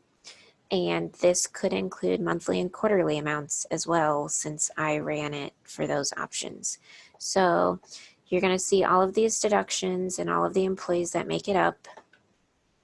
And this one is a little harder to balance. So you are probably tracking this in a spreadsheet, because at this point in time, I'm not looking at my amount from just one payroll anymore. I'm looking at some amounts from this payroll, some amounts from other payrolls. So you're probably tracking this one in a spreadsheet in order to balance the amounts that you're paying. But you can just review this, see if there's anything you question before running it in actual. And the other report, we had the dead report. The other one was the dead sum. This one is the summary version. So on this one, I would definitely say glance down these columns and see if you have any grand totals that are negative. If you had a negative amount on a specific employee, that's not a big deal. That means you refunded them a deduction through their payroll, and that's fine as long as the total amount to the vendor is not negative. If the total amount to the vendor is negative, then PayDead is going to give you an error message and say, hey, I don't know how to cut a negative check. So I normally just glance down at this point in time and make sure I don't see any negatives, and I could go resolve those before getting that error message. Spot check any of these other amounts. If you have a bill from your vision insurance, or you know how much you expect for union dues, make sure everything's correct and you're happy with the actual deductions that are included on this list. Yes, I have my ones that are per pay. Yes, I have my ones that are per month. And yes, I have my ones that are per quarter. So I feel like I have everything. And if everything looks good, we are going to go back into PayDead and run this in actual.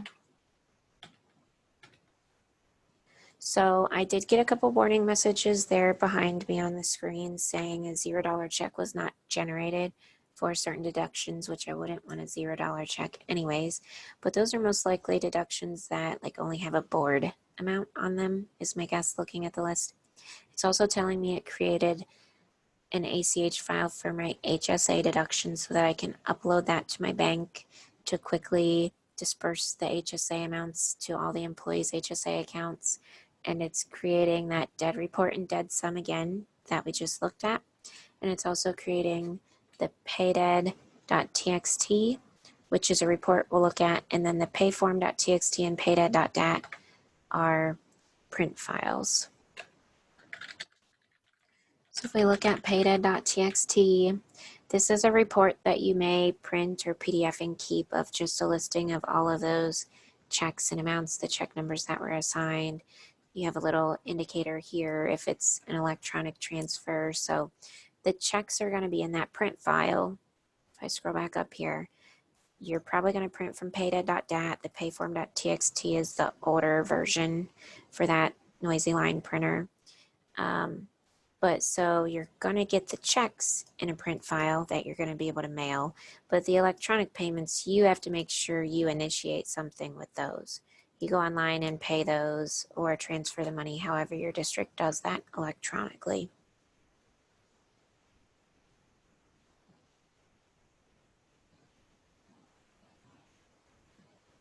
So if you're curious how the system is pulling in which deductions, that is set up under USPS dead name, option 6.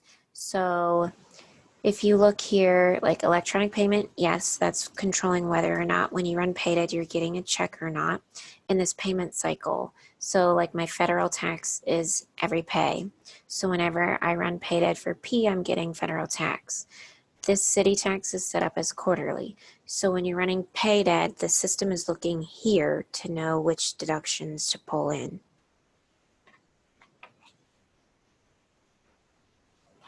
So if a deduction needs to be changed from like quarterly to monthly, because maybe it's a city tax, and if you only have one employee and you're paying very little, it can be remitted quarterly, but you have a couple of new employees from that city and now you need to remit monthly, this is where you would come to change that.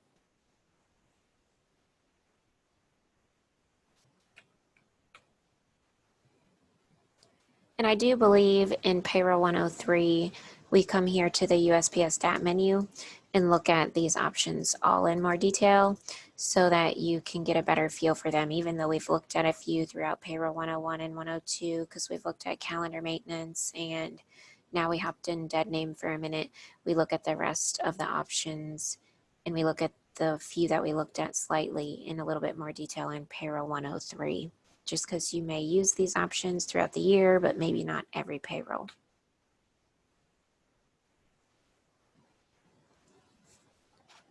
So the next option on the payroll checklist is board dis.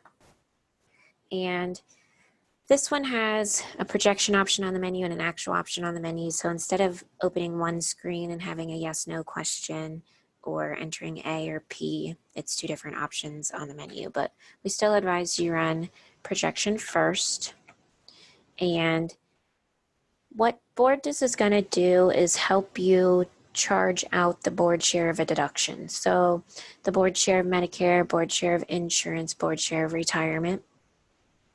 And it's going to create a file that can be posted to USAS to create a requisition for those charges. And it's going to pull information from the payroll to know which accounts to charge based on people's pay accounts, but it's going to swap out the object code of that pay account from the 100 salary code to like a 200 benefit code. And if I exit here for a second, go back into USPS dead name and find like my Medicare deduction, I see these object codes down here to the left.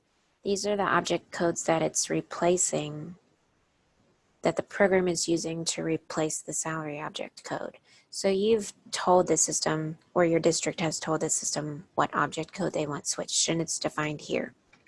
But we don't do it very often because most people who use board dis are just happy with it. It works fine, and they don't really ask too much of how it's working behind the scenes, but there is a class where we like literally spend like 3 hours explaining the board dis program because it's actually a very complicated program. But we don't do it very often just because most people aren't really interested in that sort of deep dive into board dis and how it's picking which pay accounts and all that stuff. But so back in the projection option, you can run this for any deduction that you have a board share on, as long as that area in dead name is filled out to define whatever object code needs switched. So like if we want to see what a Medicare projection report would look like for this payroll, then I'll fill this out. And there is a question down here of use only board dis pay accounts. So in Payroll 101, we looked at somebody's pay screen, and there was a question down there, should this account, yes or no, apply to board dis? Should board dis look at this account? So if you say yes, only use board dis pay accounts, what this program is going to do is only use pay accounts that were marked yes to board dis in pay screen. And if you say no, then it's going to use every pay account in the payroll. So An example of when that might be different, let's say you're paying a teacher who is also a coach. So if you were running this for Medicare, like we're running now, then maybe you want their employer share of Medicare charged out to the teaching account and the coaching account. But if you run this for insurance, maybe you only want to charge the teacher account. So that's what that question is asking and how it's working with PayScreen. So I'll go ahead and do no for Medicare. For districts that run board dis for Medicare, they typically answer no because the treasurers typically think go ahead and charge board share of Medicare to all pay accounts, but that could be, a district specific decision as well. And then what pay dates do you want to include? You can run it for just one payroll, or you can run it for a range to include multiple payrolls.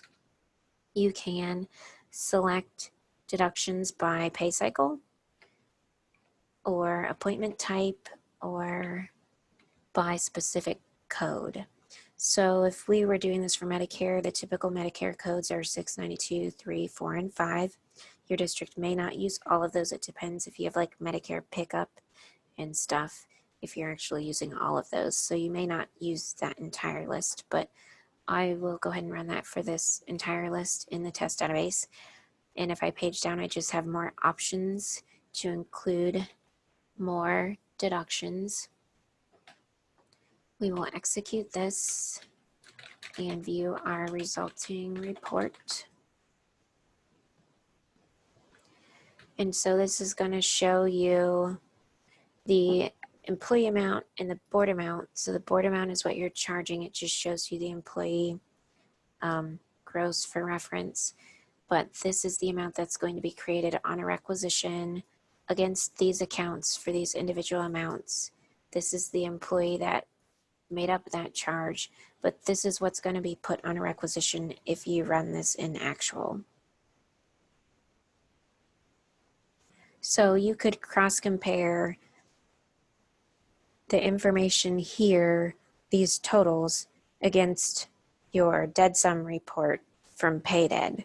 So like if we go look at dead sum, we should be able to see an 8480.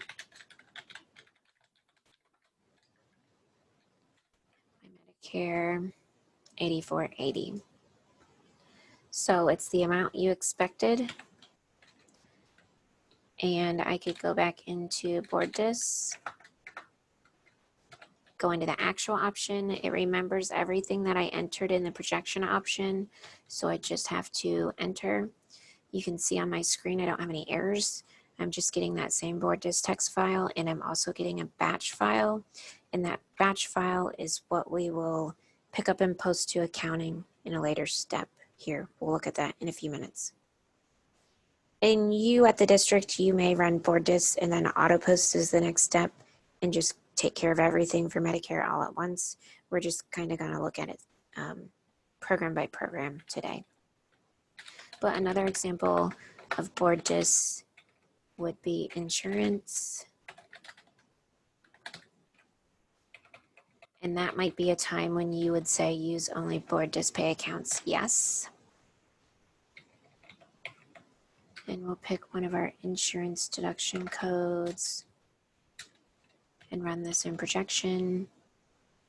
You can see no errors, but I'm getting a resulting file that I can review. And we have 2170 for the board share of vision insurance, which again, you could view your deadsum.txt to find that on here, 2170. So I guess when I looked at the 8480 previously, I highlighted the employee amount, but that first column's the board amount. So our 8480 was right and our 2170 is right. So you could go back into board dis, pick the actual option. It remembers my settings from my last projection run. So I just hit enter and I get a warning message here. So if I had ran auto post already, I would not get this warning message, but it's basically saying you already have a batch file sitting out there from another time that you ran board dis. Do you want to keep it or do you want to overwrite it? So if you overwrite it, we won't have that batch file out there from the Medicare anymore. So I'm going to pick new file. Maybe you would overwrite it if you ran this incorrectly before. So let's say you ran board dis and you picked that use only board dis pay account option wrong and you didn't catch it until later. You could overwrite then if you wanted, if that file that you previously created is no longer needed. But I'm going to do new files so that it creates a new name for the batch file. So it generated like an O2. You can see there's a date in here, 2020-07-29, today's date. Plus this is the second file instead of naming it O1 again and overwriting the Medicare file. So I have that same board dis file that I previously had. If you want to print this for your records showing the 2170 board amount and what pay account is getting charged to. And then I also had that, if I scroll back up, the batch file that was created that we will post to accounting using AutoPost to create our requisition for this board share expense. So we'll come back to AutoPost in a few minutes. But you as a district, you might rearrange those steps on your checklist and that would not be a big deal. That would be fine. So the next step on the LACA checklist is on the retire menu. And we're going to walk through a lot of these options on the retire menu. The first one on the LACA checklist is the STRS Hire program, which helps you report newly hired employees to STRS. You may also do that directly on the STRS website. Some districts do not use this option, but it's very easy. You've already entered the information in here as you built the new employee. So if you don't use this and you want to start, there might be a little cleanup to do the very first time before you run it, but after that, it's a pretty simple program. So STRS Hire, it tells you the report name that is going to be created. You have an actual or projection option, and you can enter specific employees if you want to force a specific employee on this report. But you would typically just come in here and run it in projection. It tells you the resulting report. I didn't see any errors. I view that resulting report, and it says Tom Hanks is your new employee with a start date of May 4th, no errors, and this would be successfully processed. So then if I go back into retire and run STRS Hire in actual,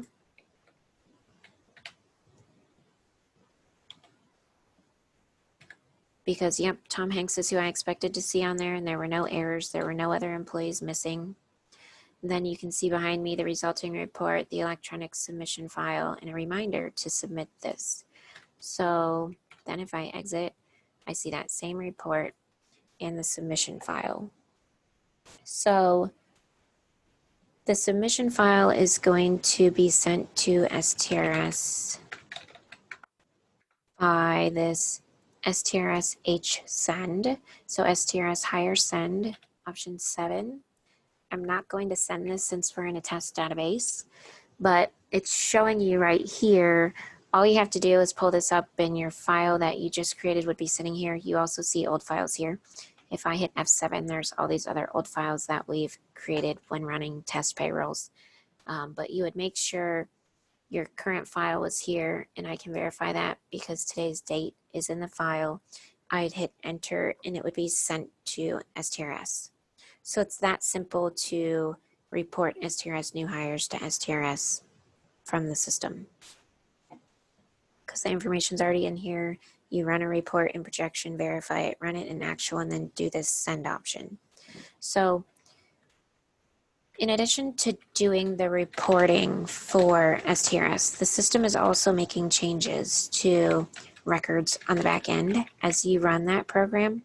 And I should have shown you this first, but this field here on Tom Hanks was previously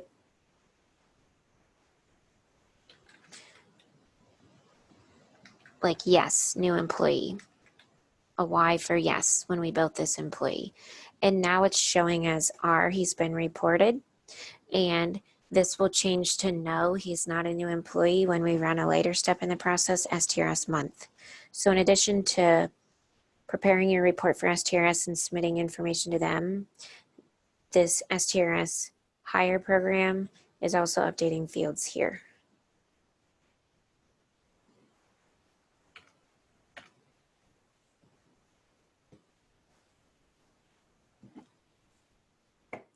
So after you've done that STRS new hire reporting and submitted that, so those two options, you could look at your STRS register, option 2. I have been changing my optional headings to just be the pay date. That's up to you what you do in an optional heading, but I just figure for look back reference, sometimes that's nice to have on there because you're not always running these on your pay date. So then this create STRS tape file question, that's like your projection and actual. So no, we don't want to create the tape file the first time because we want to verify it before we create the tape file. Then you're indicating to STRS how you're paying them and entering your pay date to pull in the correct information. So not creating the tape is like projection. I do have some warning messages on my screen behind me. Additional pay dates found that have not been reported yet. In the test database, that doesn't surprise me because we've ran several payrolls and not actually reported those to STRS. But if you ever see this message on your screen, please call us. Unless you know, yep, I have 2 payrolls that I need to report. That makes sense to me. But you should not be seeing this screen because we want to make sure that you've met all of your reporting requirements. So if you see this screen, please call us. This error message on your screen. I also got an error message. So let's continue and take a look at that. Okay, so it's just writing those error message on my screen. So they're informational, so I can ignore it, but please don't. If you get this error message, please call us. But these are just test payrolls that we've ran in our test database. So let me then look at the STRS register. So you will typically not have an error report, hopefully. So you would come here to this report and review everybody's days that are appearing on this report. Do you have the correct employees appearing on this report and for the correct number of days and for the correct amount of contributions?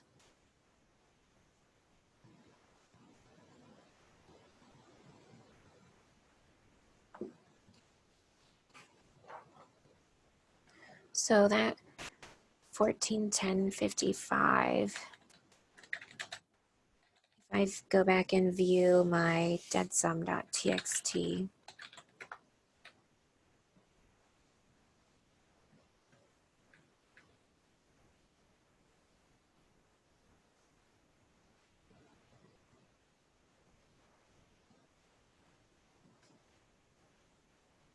so we have the STRS deduction that the employee is paying their share, and we have the 691 deduction in this test database where the district is paying the employee share. So if I pull up my calculator and add those two amounts together, the 961.69 and the 448.86, I get 1410.55. And that was this amount, 1410.55. So I verified that, yes, I expect to pay everybody for 10 days during this date range that I just paid everybody for working May 2nd through May 15th. And my employees are correct. My new employees showing my grand total is correct. I'm happy with everything. Then I'm going to go back in to the retire menu and run the STRS register to create tape yes, which is like my actual option. I still have those same warnings, which typically you won't see, but we have in our test database. I get the same STRS register to keep for your records, and then you can see the submission file. So for STRS, you can submit that file, and you don't see it on this menu. I do not know why they didn't add STRS send to this menu like every other option is there. So you actually just need to type STRS_send. That pulls open the program. It automatically fills in your employer ID. You're typically only going to see one file here, but since I'm in a test database, I see several. But you're typically just going to see your file populated here with today's date. You're going to enter that, and then that report has been submitted to STRS after you verified it and everything was good. So I'm going to exit out of this and not submit and go back into retire, and we will look at the SERS side of things. So there's an SERS hire program number 5, and you could run this in projection, review your report, which the only new employee we had was Tom Hanks. So so I don't expect to see any new employees on here. So that is what I would expect. If you had employees on here, you would verify that everything was correct and run the STRS hire program in actual. It would create an SEQ file, and you would then transfer that file out of Reflections using this transfer button up on the toolbar. You would transfer it out to your computer, log into the SERS website, and submit it there. So since you have to do it in the SERS website anyways, maybe you're just entering the information there, but just like STRS, you've entered all the information in your payroll system, so it quickly populates that submission file for you. So if you want to upload this file instead of having to hand key information into ESERS, it is an easy option. And just like the STRS hire program, when you run it in actual, it's also updating that new employee flag on the SERS deduction, like we saw in the STRS deduction of Tom Hanks, flipping the yes new employee to an R for reported. And then when we run a later step, SERS month, it flips the R reported to no longer a new employee. So if you haven't used that before and would like to, and would like help running it the first time to make sure everything works right, let us know, and we will gladly look at that with you. I think it makes things easier because it's just less hand keying, so it's a little less time involved. And if you verified everything and it's accurate in payroll, then there's less room for a hand keying error if you're hand keying into the ESERS website instead. So on the retire menu, the other SERS option that we'll look at right now is the SERS register. So that is your per pay report for SERS, like we looked at the per pay report for STRS.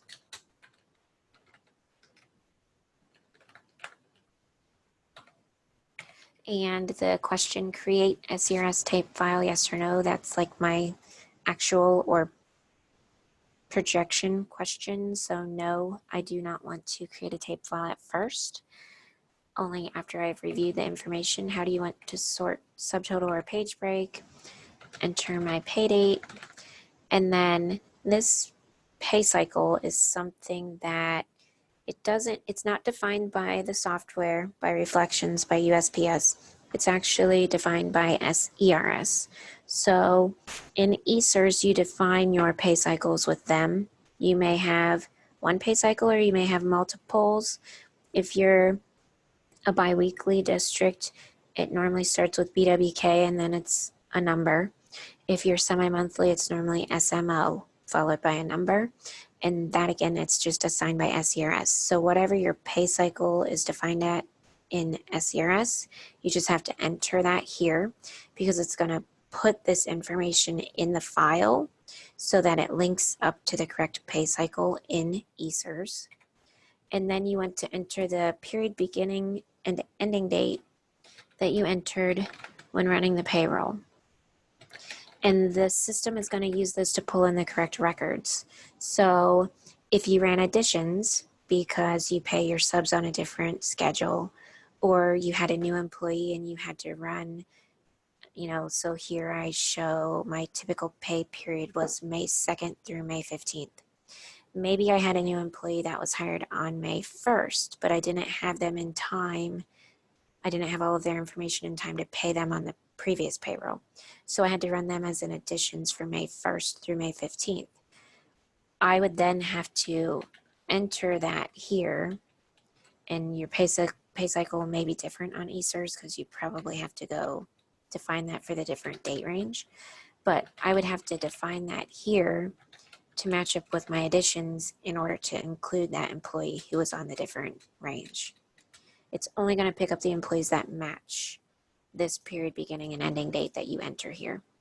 So if I page down, I just see that I have a lot more options for entering pay cycles and beginning and ending dates in case you had to do a lot of additions or different pay cycles. But we'll go ahead and generate this in projection, and it creates a few reports. So we will look at the SERS register.txt.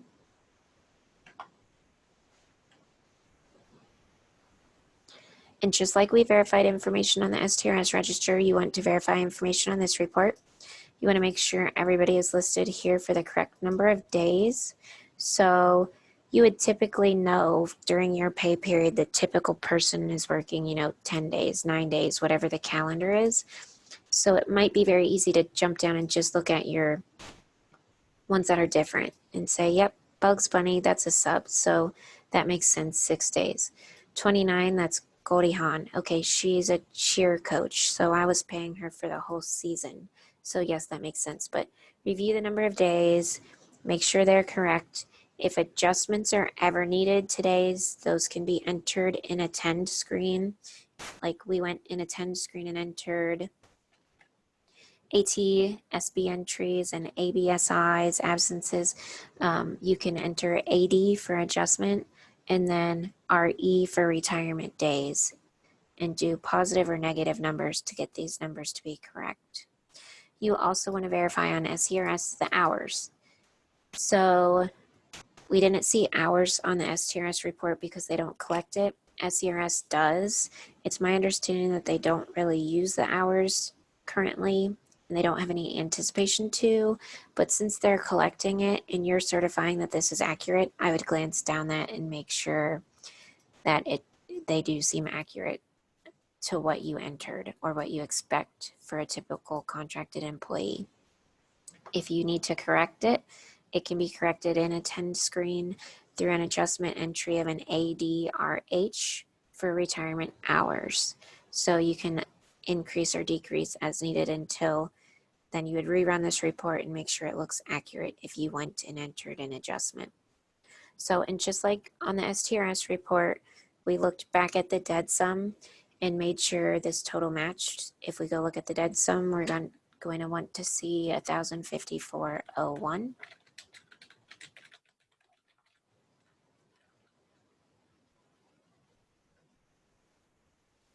So I will pull my calculator back up.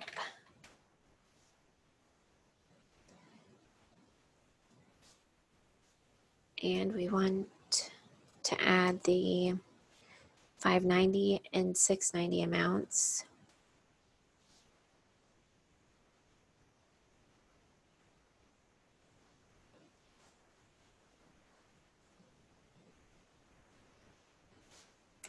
Which is very different. Not what I expected.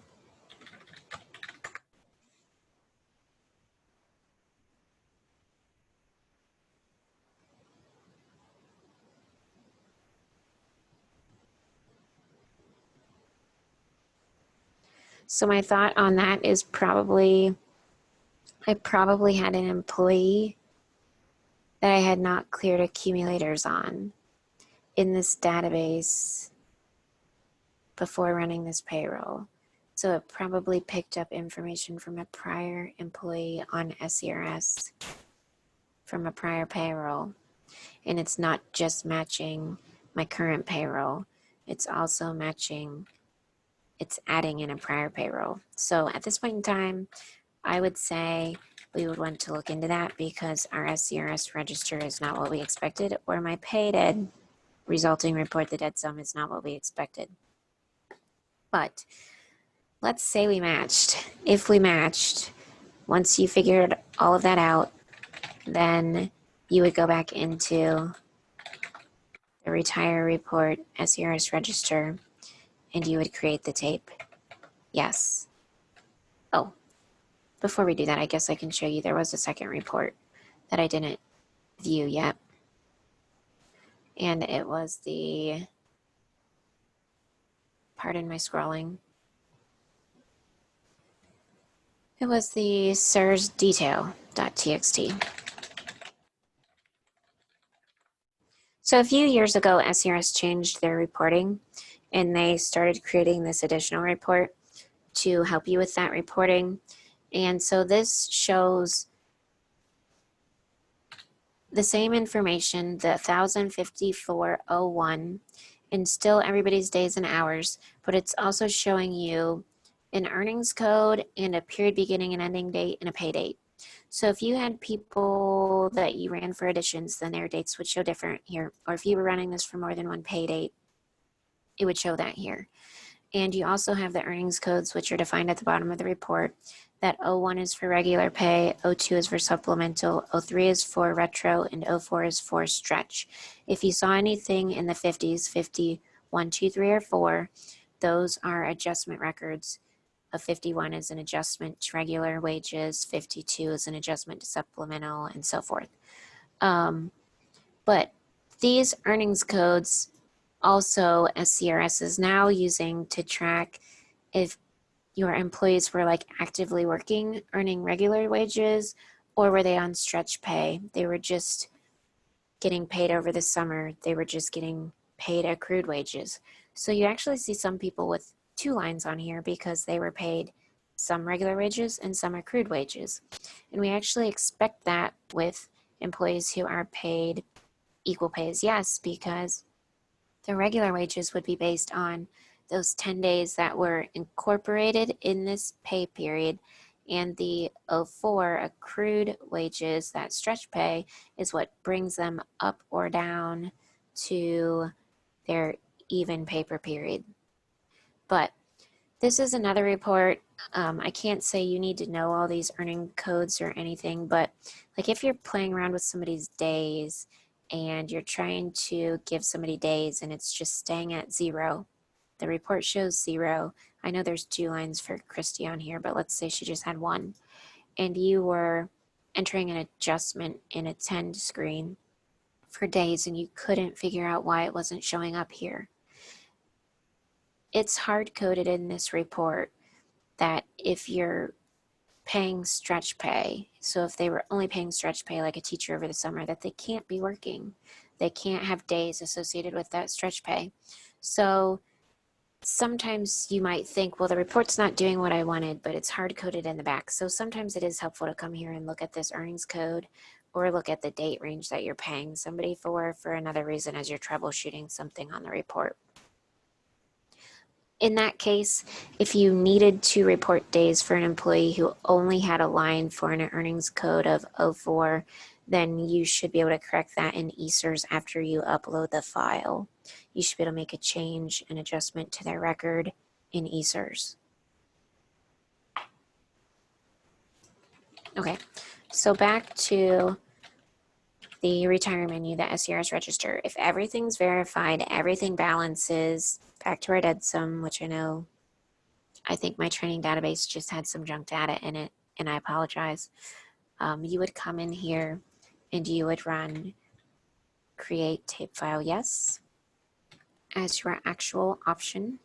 And then it creates those 2 same reports that you could keep for your records and the submission file, which you would use your transfer option at the top on the toolbar to transfer to your computer and then upload to eSERS and submit that to them. I believe it's within 5 days of the pay date. You have 5 days to get that file submitted. You may also have a second file created here. So if you do, we might have also seen an SERS 2020-07-29-01A for an adjustment file. So if we had any of those earnings codes 51, 52, 53, or 54 on that SERS.dat report, those would be packaged up in a separate file so that you would then have two files you would have to transfer to your computer and upload to eSERS. So just keep an eye out for that. If you have that, it's probably not very often. So if you ever see two SEQ files here on this list, make sure you transfer them both and upload them both to eSERS.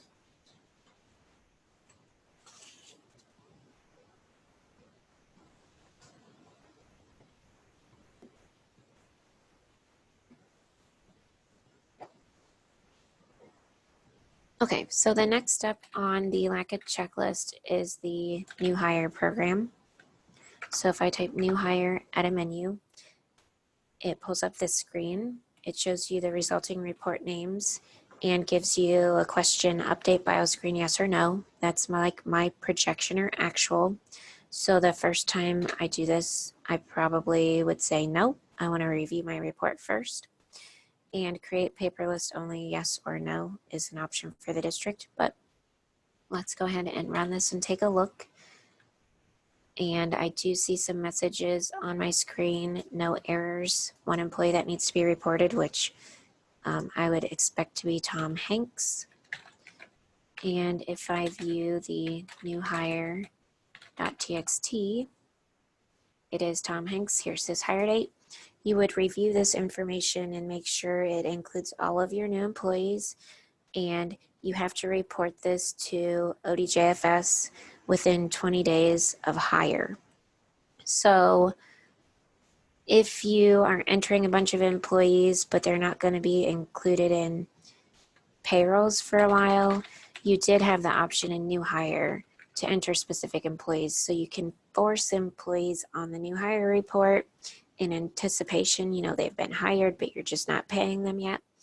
And you can actually report their information before you pay them in order to meet that 20-day deadline if you would like to force them on, if you know who you should be reporting in addition to Tom Hanks.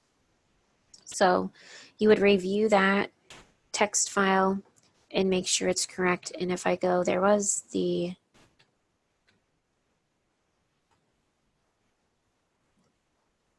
new hire.dat that was also created. And okay, so it's blank yet because it hasn't been ran in actual. So if everything looked good, then you would come back in here and say yes to update bioscreen. And I guess if I cancel out, sorry, I'll go into USP screen first and show you on bioscreen the field on Tom Hanks that is going to be updated. So down here at the bottom, the ODHS new hire, ODJFS used to be called like the Ohio Department of Human Services. So they just never renamed that field.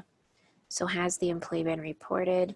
So yes or space means no, the employee has not been reported. They need to be reported.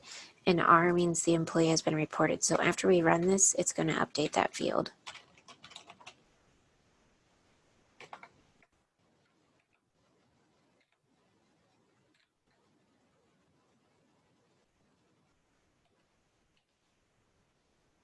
And also you're seeing like behind you some additional like a CSV file that's being created, and that file is what can be used to upload to the ODJFS website to submit this information electronically. Or if you don't want to submit electronically, or if your district doesn't have an account to submit electronically, the new hire.txt gives you confirmation that there were no errors, and the new form.txt payroll.txt.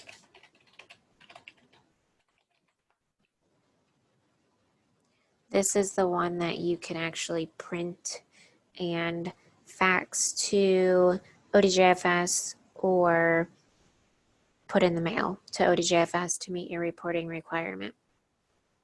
I think a lot of districts have switched to submitting online though, so you would use your transfer button to transfer that CSV file out to your computer, log into your ODJFS account, and submit the new hire information electronically by just uploading that file.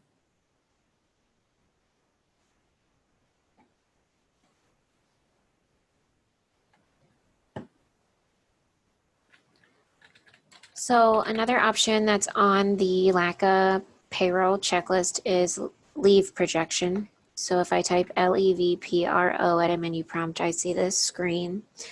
This one is optional. It's up to the district. Some districts do not use it, but if your district does use it, which Courtney, I don't believe you guys do, but if your district uses it or decides to use it, what this program can do is charge absences, charge leave out to a different account other than the pay account. So similar to how board just was changing accounts to charge board share of expenditures, this is taking the pay account that you paid somebody out of and swapping out their leave to charge it to a different account. So it's just if the district wants to track that for negotiations or expenditures, budgeting, if they want to have their leave charged to a different account so they can actually track the cost of sick leave or vacation leave or personal leave, that somebody would do this. But it does have a projection and actual option. If you were to ever want to run this to see what it would do, I mean, you could run it in projection to take a look. And we would run it for the date range of our pay period beginning to ending, because that's the absences that we were processing with this payroll. And then you would have these reports to take a look at to review. So the leave projection is a projection report of what it would be doing to charge sick leave as a result of the absences posted this pay.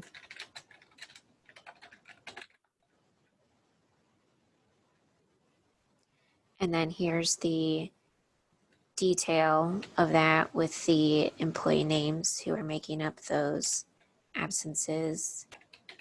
There was also a leave detail.txt, which is going to break it down by leave category, so show the information slightly different. And did we have an error message? Sorry for the scrolling. We did. View leave error.txt. Okay, but it's blank, so that's good. So I see that you do not use this one. So if you did, I mean, you would just go back into Leave Pro after verifying it and run it in actual. It would spit out the same reports and a batch file that would be able to be posted to accounting to change the expenditure from the pay account to this other leave account to charge the absences differently.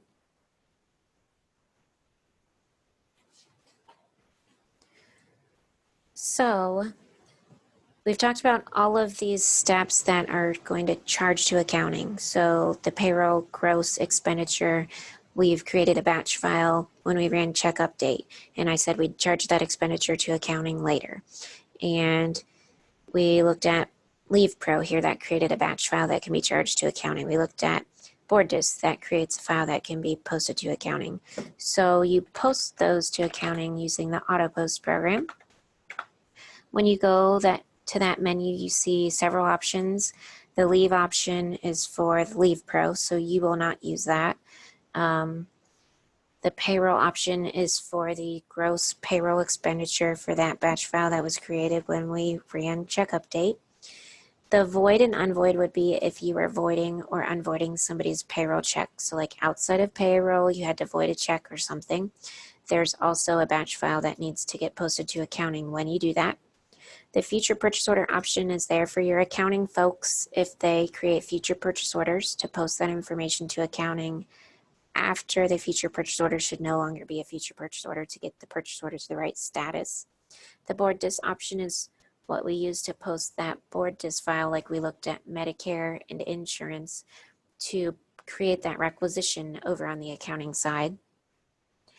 The other option can be used like I think Brenda posts Dazzle Fee from Student Information, so she uses that other program to do that. Just other times when you want to post a CSV or a batch file that the ITC has worked with you to kind of make sure that'll work. And then the convert option isn't used very much anymore. That's not needed as much, but if you needed to convert a CSV file to a batch file for one of these other programs. But if we look at, like, let's say the board dis option, when you open the option, it's going to tell you the resulting report names, and then it's going to ask you what file you would like to process. So when you come down to that line, you can hit F7 and see all of your different files. Again, these files have like the date in the name. So I see 2 from today. So this first one was my Medicare. I can run it in validate, which is like my projection first. I can enter a posting date. So if you want to make that be the pay date or today's date, whatever your district preference, and a beginning requisition number, because these board expenditures are going to be posted to accounting by posting a requisition that you or your AP person, it depends in your district, or maybe your assistant treasurer, somebody's going to go pick up that requisition, convert it to a purchase order, and pay against that to create the payment for the board expenditure. So then there's some questions of, do you want to allow negative budget, negative appropriation when posting this, yes or no? And do you want to leave any new account descriptions blank? So if you're posting a file and it's trying to create a new account because you had a new pay account in payroll and that's not over in the accounting side yet, then do you want to leave those blank? I don't know why you would want to leave them blank, but so that's an option. But we will go ahead and run this and validate. I assume you've probably seen a little bit of this now that you've seen a few payrolls, but we do have an error message that we want to make sure we look at, so it's in an error file. So I normally look at errors first.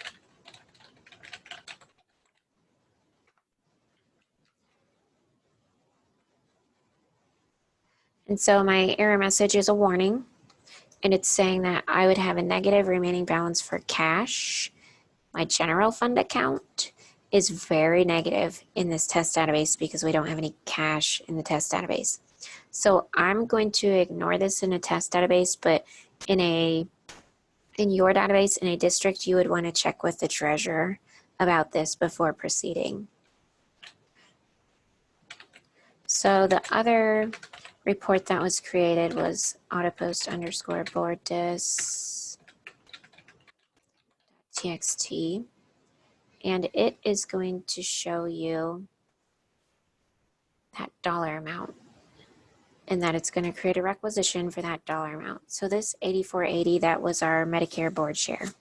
So you would just want to check that off, that it balanced back to the report that we saw when we ran board dis, which we had then balanced that back against our dead sum. So we're still getting the same dollar amount that we expected. And if you were happy with that, we would go back into AutoPost, go into option 6, board dis again, and run this in actual. And it's going to regenerate those same reports. So I still have that same error on negative cash. And I have that report, the autopost_board_dis.txt, that you could keep for your records.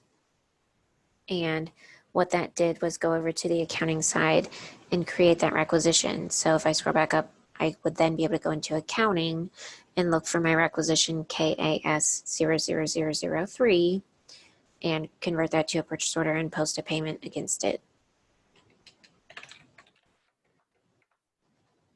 So the leave option on the auto post menu again is for districts who just use Leave Pro, which you don't, but if you were using that batch file that we created, it's a very similar process. You go in there and post it against accounting. And then the payroll option, you will always use this after every payroll, and you would want to make sure you have the file from your correct pay date, which I have a lot of these because it's a test database again.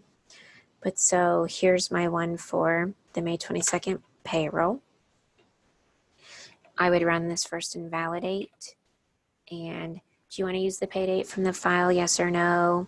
If no, you can enter a posting date. And it's telling you what your beginning purchase order number will be because Board Disc created a requisition on the accounting side that you have to create to a purchase order.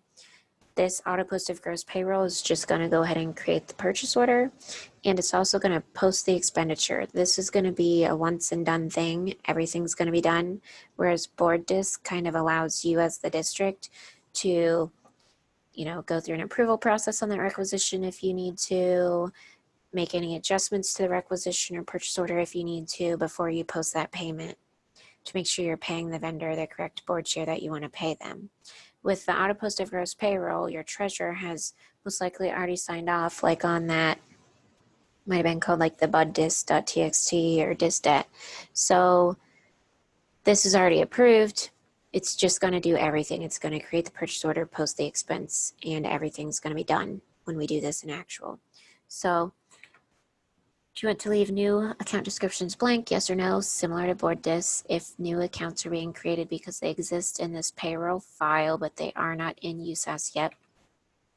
And you want to allow account balances to go negative on budget accounts or appropriation accounts.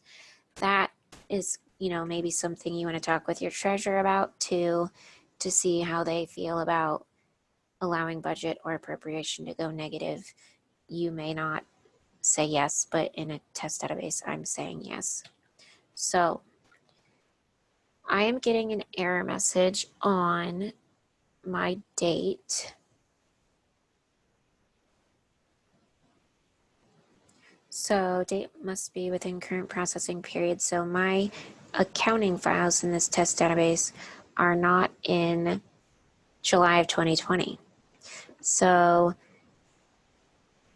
this would maybe be common. You might see this on an early payroll of the month if the accounting side had not closed the previous month yet. But let me see really quick if I can look at my accounting date. It's probably like back in like the 2018. Let's see if I change this, if this will let us post this.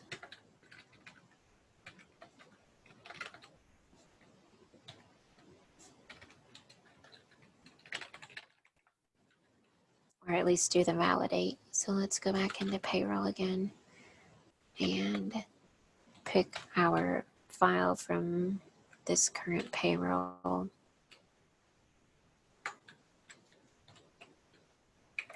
And validate again. Nope. Okay. So I probably actually have to close the months to catch me up. So I'm sorry about that. But my test accounting database, I guess I didn't catch that one up to the 2020. So you typically would get a report similar to that Board Disc report with grand totals. You would verify if everything looked good. You would come back in here and you would run this as actual. That would create the purchase order and the expenditure on the accounting side for your gross payroll. Sorry about that. And I did not show you the Board Disc option for insurance, but that was out here as well. You would do it the same as we did the Medicare one. You would pick the correct file, validate it, go look at the report, make sure it was the correct amount that you expected, and then post it. So I assume that makes sense since we looked at one.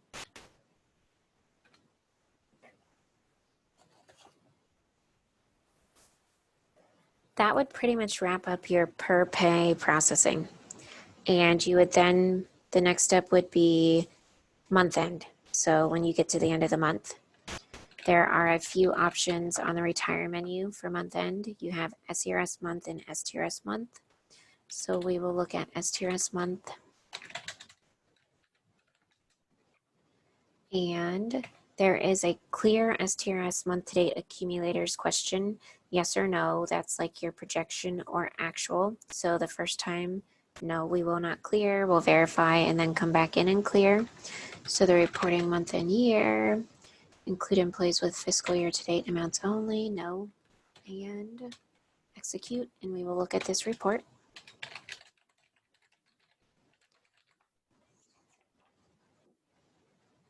So after the last pay of your month is completed, you should be running this STRS month and the SERS month that we will look at. And this is going to pull together all of the payrolls in the month and show monthly totals and fiscal year to date totals for all of your employees. So you're not submitting this to STRS, but you can use it to verify information and make sure everything's still on track, what you would expect.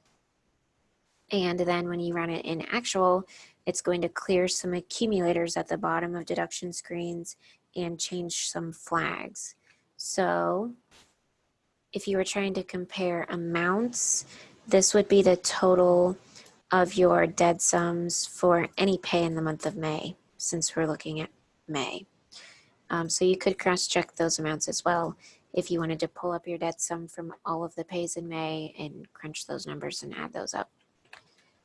But before I run this in actual, we can look at Tom Hanks on his 450 STRS record.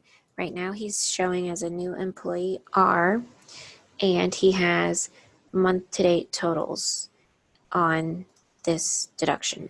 So when I run this in actual, this is going to change to an N and this is going to clear. So back into STRS month, after you verified everything looks good, you're going to go ahead and clear. You get the same resulting report that you may want to keep for your records.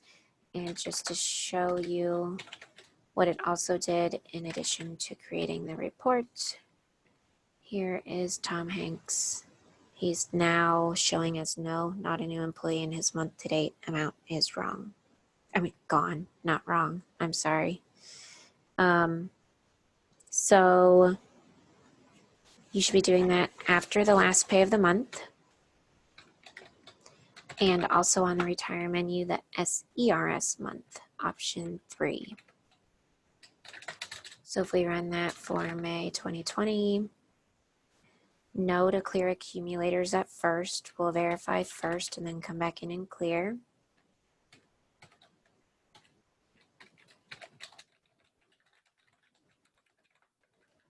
If any of these employees were new employees, when you run it in actual, it's going to change the same thing.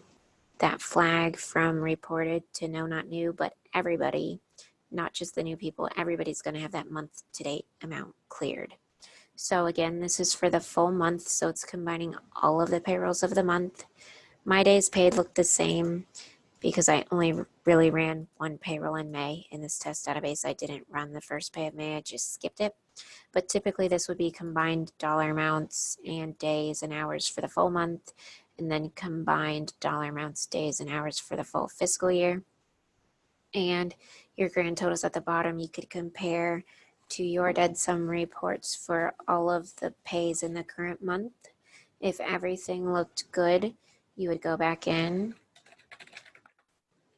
Sorry for the typo. And find SERS month again and clear yes. So it's clearing everybody's month-to-date accumulators on their 400 deductions. It's creating that resulting report for your records. And what SERS month also does is create reports for Bear. So you've probably logged into Bear now since you've ran a couple payrolls, and you see that there are per pay reports out there. There are also month-end reports. This program kicks off a process that generates a check status report, a benefit report, an absence report, a bunch of different reports for month end, just for your records. So make sure you're running SERS month. It is clearing month-to-date accumulators on deductions and flipping new employee flags if you have new employees, but it's also, this SERS month report is also generating reports that get sent out to Bear automatically behind the scenes.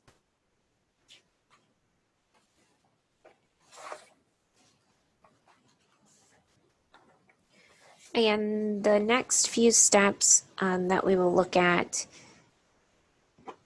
you may do, or like Brenda may do at your district, but at the end of the month, you should also be reconciling payroll checks. So as a check and balance, you may not do this, but on the CHK STA menu, somebody is coming in here and reconciling checks, or they are going to, and they can do this, sorry, I should explain this a little. We will talk about this more in Payroll 103 if this is something you do, but you can reconcile checks one by one or reverse reconcile them. So if you accidentally reconcile one and it should still be outstanding, you can reverse what you did, or you can do it by a range of check numbers. But if you are not doing it one by one like that, then you may be using PayRec. And again, like Brenda may be doing this for you because she's probably downloading a file from the bank, transferring it into Reflections, and uploading it to quickly reconcile all the checks in the database that were in that file from the bank. So we'll talk about these a little bit more in Payroll 103, but if this is not something that you've done yet, you may very likely never do it just because of separation of duties and checks and balances. Your district probably has assigned this task to somebody else intentionally. The next step 2, we recommend you run a non-zero deduction report, which is generated using Paydead. So we talked about Paydead to create checks for your vendors for all of those deductions that you withheld from employees. And you will also use this to generate the non-zero report. You may do this, or Brenda may do this, but you may do it and pass it off to her or Glenna. But in order to generate a non-zero report, you're going to select payment option A and leave your pay cycles blank and run this in projection. I don't know if I'll have any sitting out here or not, but what this is doing is generating a detailed report, the DED RPT.txt, and a summary report, the deadsum.txt, of any deductions that you have withheld money from employees, but you haven't paid it to the vendor yet. So you see, I do have like direct deposits sitting out there because I didn't clear my direct deposit records using Payder yet. But I also have a child support deduction sitting out there that I've withheld money from the employee at this point in time, but I haven't issued the check or the electronic payment through Paydead to pay the vendor. So running a Paydead report with these settings to look at any of your deductions that are not currently zero is useful in balancing at the end of the month and the end of the quarter, because in theory you've withheld this money from your employees but not paid it out yet. So it is like an outstanding item in your balancing. So you may very likely run this and then pass it off to somebody else for them to use in balancing, or it may be one step that they run themselves when balancing the payroll checking account at the end of the month. But this also, if you don't run this, if this is not your responsibility, this wouldn't be a bad thing for you to look at the end of every pay or at the end of every month, just to see what's sitting out there to make sure you didn't type in a pay cycle wrong when you were running Paydead, just to make sure you paid everything that you should, you know. So if it comes to the end of September and you forget to run your quarterly deductions and you never pay those vendors, you don't want to be late like paying quarterly taxes. So it just might not hurt, even if this isn't your responsibility at your district, it might not hurt to take a look at a non-zero deduction report once in a while, just to keep everything up current and up to date and make sure you don't miss something. But at least somebody's running that at month end to help balance. Then there are 3 reports that we'll look at today for quarterly balancing, and you may run these more often than quarterly if your district wants to run them more frequently just to keep more current on balancing. But we recommend you at least run these reports to balance at the end of the quarter, and then you'll run some of them in actual at the end of the quarter. But the ODJFS report is required for you to report to ODJFS all of your employees and the wages that you pay them during the quarter, every quarter. So there is a question, create submission file, yes or no. So that's like our projection or actual. So the first time we're going to say no.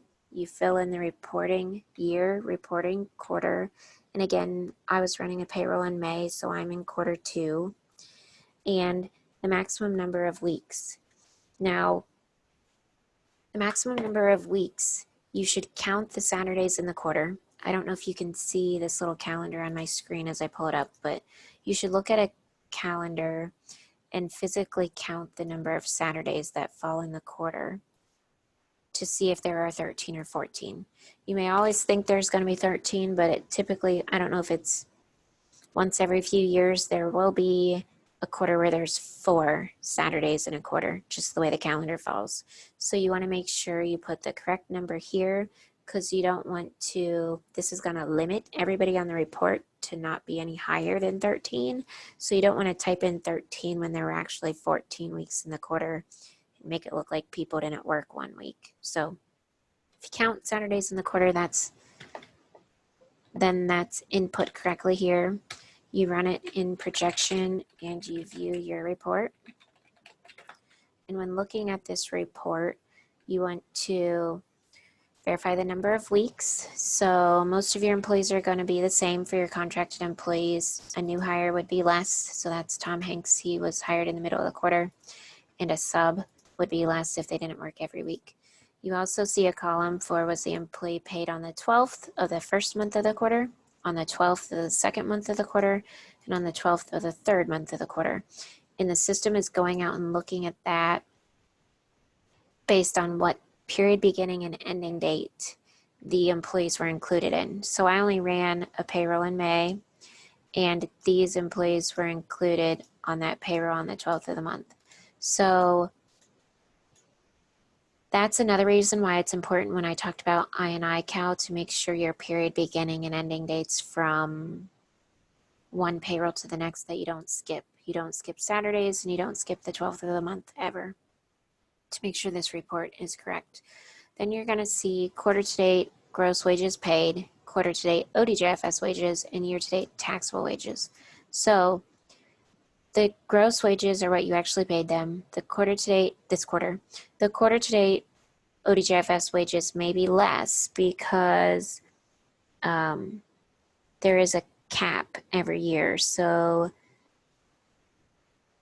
I believe it's $9,000 for 2020, but every year ODJFS announces a maximum number of wages that they want to be reported to them.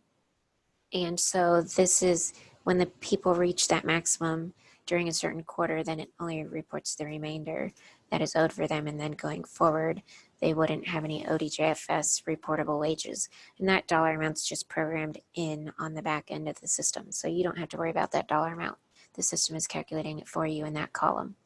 And then there's the year to date. So this is quarter to date ODJFS wages, and then year to date.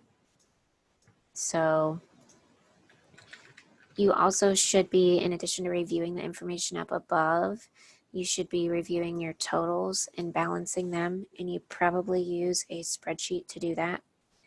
But the ODJFS wages should tie back to the quarter report wages, which we'll look at the quarter report next, except for the fact that like students, if you actually pay any students who are going to school at your district, if you pay them for work that's related to their education, that payment is not reportable to ODJFS, and board members are not reported to ODJFS.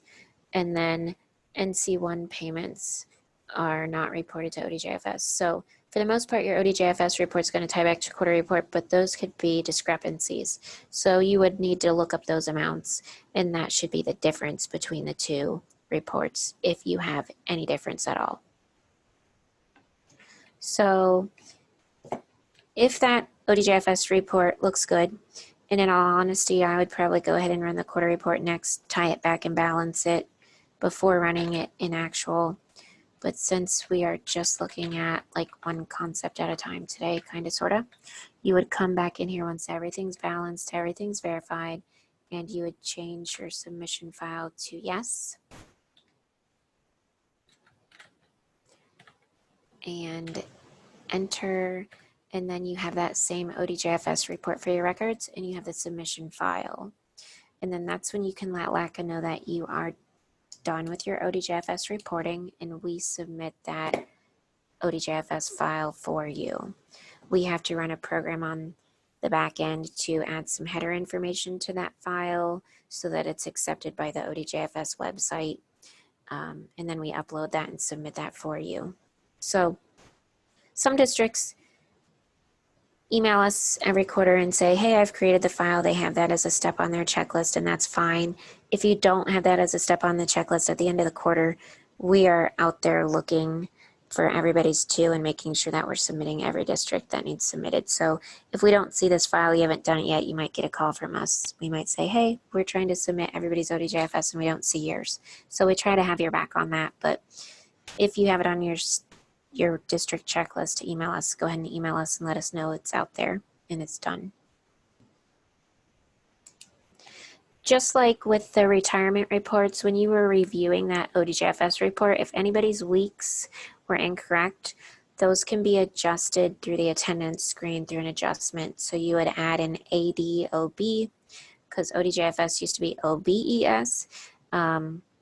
So ADOB for the positive or negative number of weeks that you needed to adjust it, then you'd rerun that report and those weeks would be updated on the report. So as you're if I scroll back up here, it probably shows a little section of the report. So especially if you see anybody with 0 weeks, you should be looking at them like, why does somebody have pay but no weeks? Do I have them not tied to a calendar? Did I do something wrong? Maybe I need to adjust them. Or do I have somebody on here with weeks but no wages? So somebody used to work for me and I'm not paying them anymore, but I forgot to put a stop date on their calendar, so they're still getting credit for days. Like when I said to scroll down and look at these weeks, those are 2 things, I guess, that you might need to go make corrections to employees for. So the next report to look at the end of the quarter is quarter report. And I must have, let me see, I'm on the local menu. Okay, so what it didn't do what I expected because I'm sitting at the local menu, and so there must be a report, quarter report troubleshooting report that I actually generated instead of the main quarter report that I expected to. But let's go back to a more main menu and run the quarter report. This is what I expected to see. So this is saying, would you like a report for all individuals or just deduction totals? That's up to your district, but especially if you end up needing to research something, if you're out of balance, it's nice to have the report by individuals. And if you call us and ask us to help you balance, we're going to ask you to run it by individual, or we're going to come in here and rerun it by individual if we're researching a problem with you. So the just by totals is a nice short report. That's good for balancing, but if you have any issues, the report by individual is helpful. The next question is very important. Typically, you're going to come in and run option N to not zero anything. This is your demand report. This is your projection report.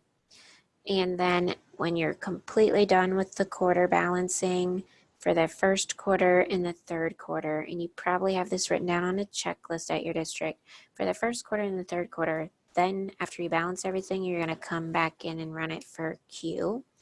At the end of the fiscal year, after LACA gets a good backup of your district files, we will come in and run it for the fiscal year. And at the end of the calendar year, after we get a good backup of your files, we come in and clear it for the calendar year. So typically you're going to run no when you're balancing and only run quarter when you're really done with the quarter. So especially if you're running this more often than quarterly, if you're running this per pay or per month for balancing, you should be doing no, which is the default. But it's going to ask you to verify the period that you're running it for, and then how you would like to sort all of those individuals if you included individuals on your report. You get some totals on your screen, or you can view the report. And here's the detail by employee. So there's everything for Tim Allen, followed by everything for Aaron Brockovich. So if you're balancing, that's helpful, but otherwise I'm gonna hit B for bottom and go start looking at my totals. And here's information that will help me fill out my 941 filing. And if you're filling out a spreadsheet for balancing, you might be pulling in some of those totals, and then also some of these totals right above this for all of these different deductions. Then you have a summary page, which in the test database, we have a difference in gross. Hopefully you don't see a warning like that. If you see a warning like that, that needs to be researched. There are some times when that is valid, like if you have paid an employee after they passed away, there are some times when you may have difference in gross and difference in adjusted gross. But typically you don't want to see this. If you see this, feel free to call us and we'll research this with you and get your files cleaned up. So balance these numbers against your ODJFS report and your district spreadsheet, whatever you're doing to balance. Use this report to help complete your 941 form. And then just at the end of the quarter, rerun that at the end of quarter 1 and quarter 3 to clear totals. The last report we'll look at today is the W-2 report. So W-2 processing. This is an old scrolling report. So you're going to be asked a bunch of questions like we saw with the quarter report. So how do you want to sort? Is this the correct year? Some of these you can leave blank. The final time you run this at the end of the calendar year, you might be plugging in amounts and such here and there.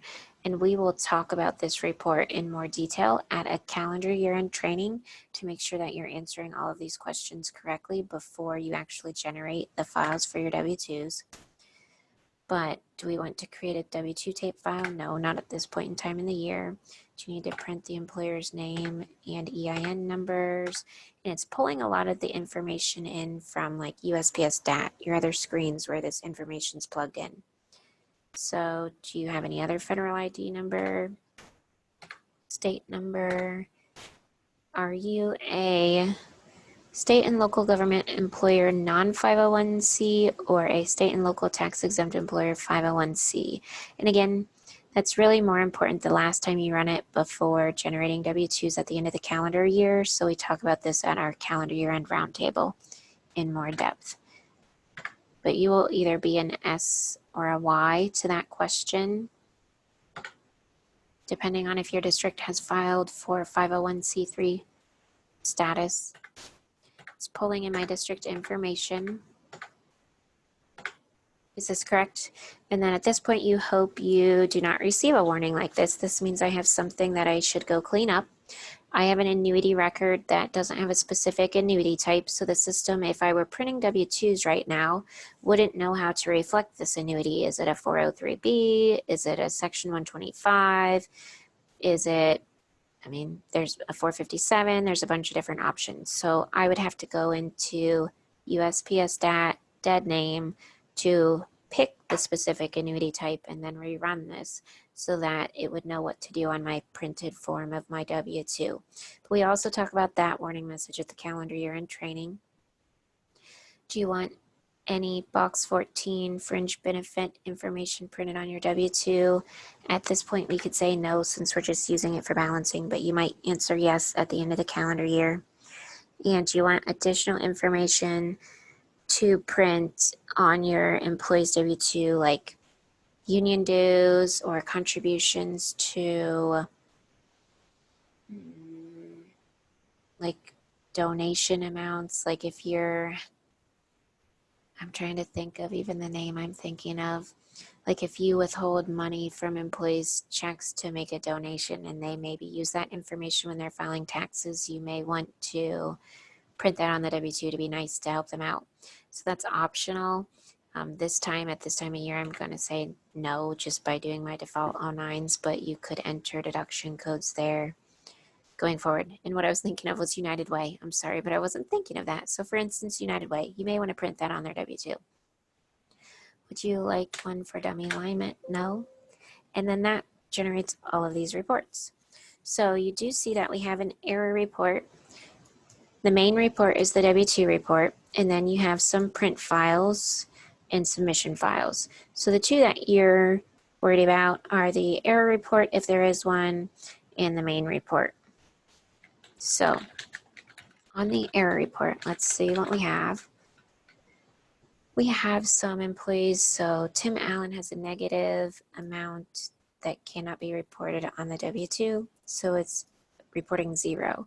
So you would want to go look at this and research his deduction and figure out why his Ohio deduction is negative.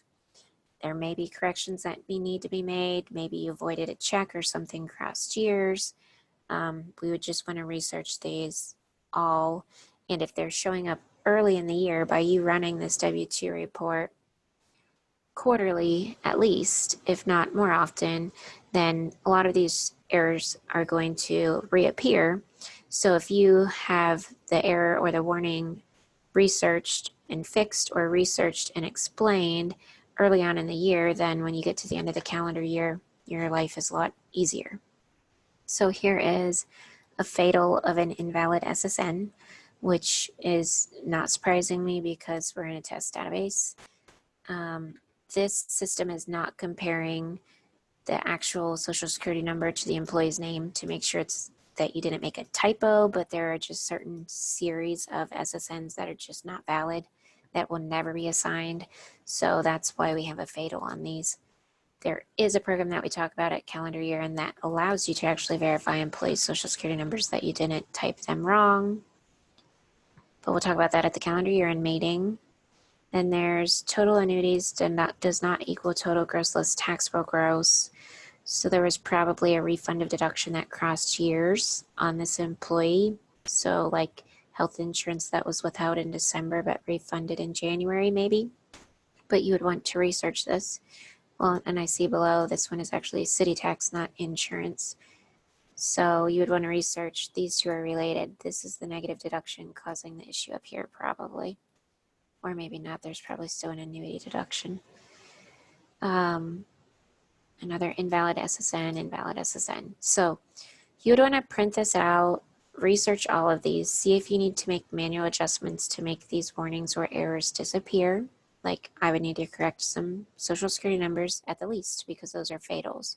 The warnings, you can research and figure out what's causing it, and then you can feel free to call LACA, and we can't really advise you on tax situations, but we can help you think through whether you need to make a correction or not. Because for instance, if you withheld something last calendar year and refunded it this calendar year, you may get like this negative warning because you're refunding it this year.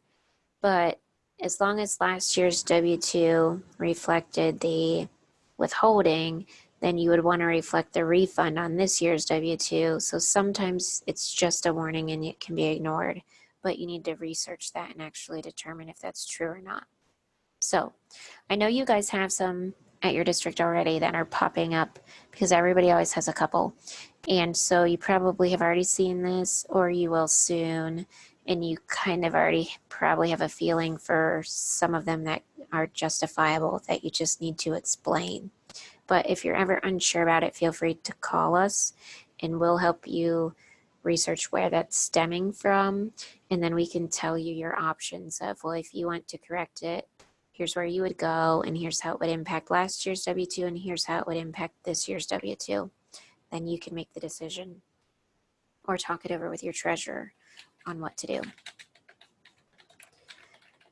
Then there is the W-2 report, which is the overall report. It gives you a snapshot of every employee and all of those amounts that are going to get picked up and printed on certain boxes of their W-2. The warnings are also displayed within here. I just think looking at the error report just focused on warnings is sometimes easier than picking them out in the middle of this report. If I go to the bottom of the report, I see some totals that you will be using in balancing to compare to your quarter report. And you probably do that through a spreadsheet. So you'll be pulling certain numbers off of these totals and plugging them into a spreadsheet to make sure it balances with your quarter report. You may be wondering, like, why would my ODJFS report or quarter report or W-2 report, why would one be different than the other? Sometimes it's because of manual changes. If you had to make a manual change to somebody's deduction screen, you could have made a typo. Sometimes it's because of instances like a deceased employee. There are several reasons, but we want to make sure everything ties back and balances, and if it doesn't, we know exactly why. Because like your quarter report, you're going to stick that on your 941 form, and the government is going to compare the totals that you report throughout the year on those 941 forms against what you submit on your W-2s. So we really need to make sure they balance so that you don't get a question from the IRS at the end of the calendar year. So those are the quarter end reports that you should at least be balancing quarterly. Some of them, you know, like W-2 report, you won't run in actual until the end of the calendar year. But those calendar year end steps and fiscal year end steps we talk about with districts at our payroll roundtables. So again, you can see those meeting dates on the LACA website when we get those scheduled, and you can sign up there. We also on the LACA website have those checklists out there, just like we have the payroll checklist out there. We also have the fiscal year end checklists and the calendar year end checklists out there that you can print off. So we really aren't talking about calendar year end or fiscal year end steps today, since we go through those at roundtables, but just keep in mind that you do have additional steps at those different times of year. So, questions from today, thoughts, anything you want me to go back and look at again?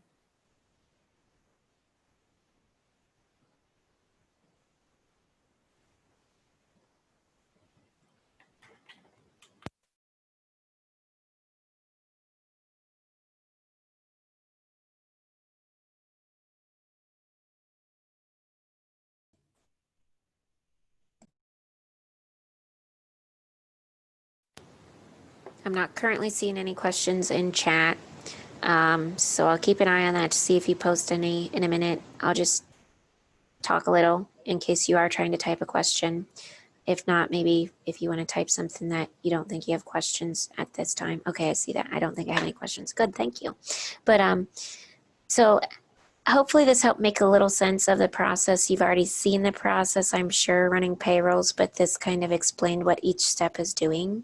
So the next time you run a payroll, you might understand a few of those steps and what the system is doing on the back end as you run them a little better.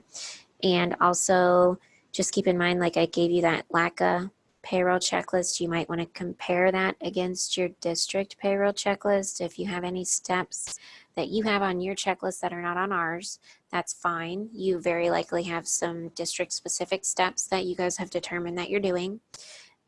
If there are any steps on our checklist that you don't have on your checklist though, if you want to check with us about that, we want to make sure you're not missing anything. So give us a call about that. I mean, of course, Leave Pro, that's optional. We mentioned that, so don't worry about that one. There will be a few things that are okay if they're not on your checklist, but if you are concerned about it, just give us a call because we want to make sure you're not missing a step.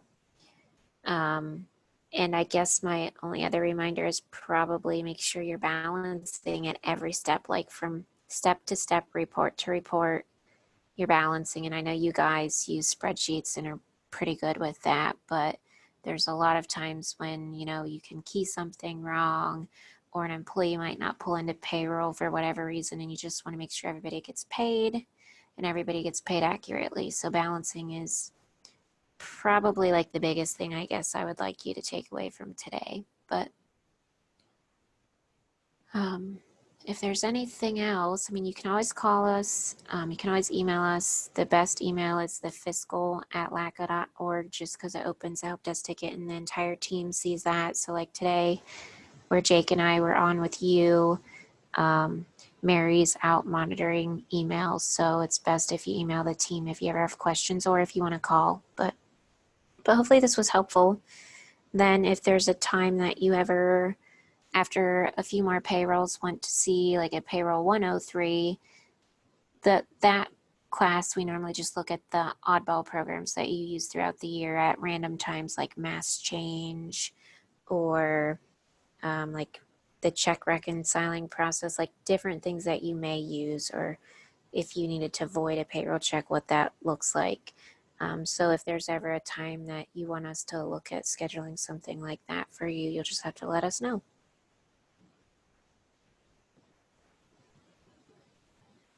But that's all that I had for today. I probably bored you. I talked so long, but hopefully it was helpful. And if you think of anything else, let us know. So thank you, Courtney, for joining us, and we will talk to you later.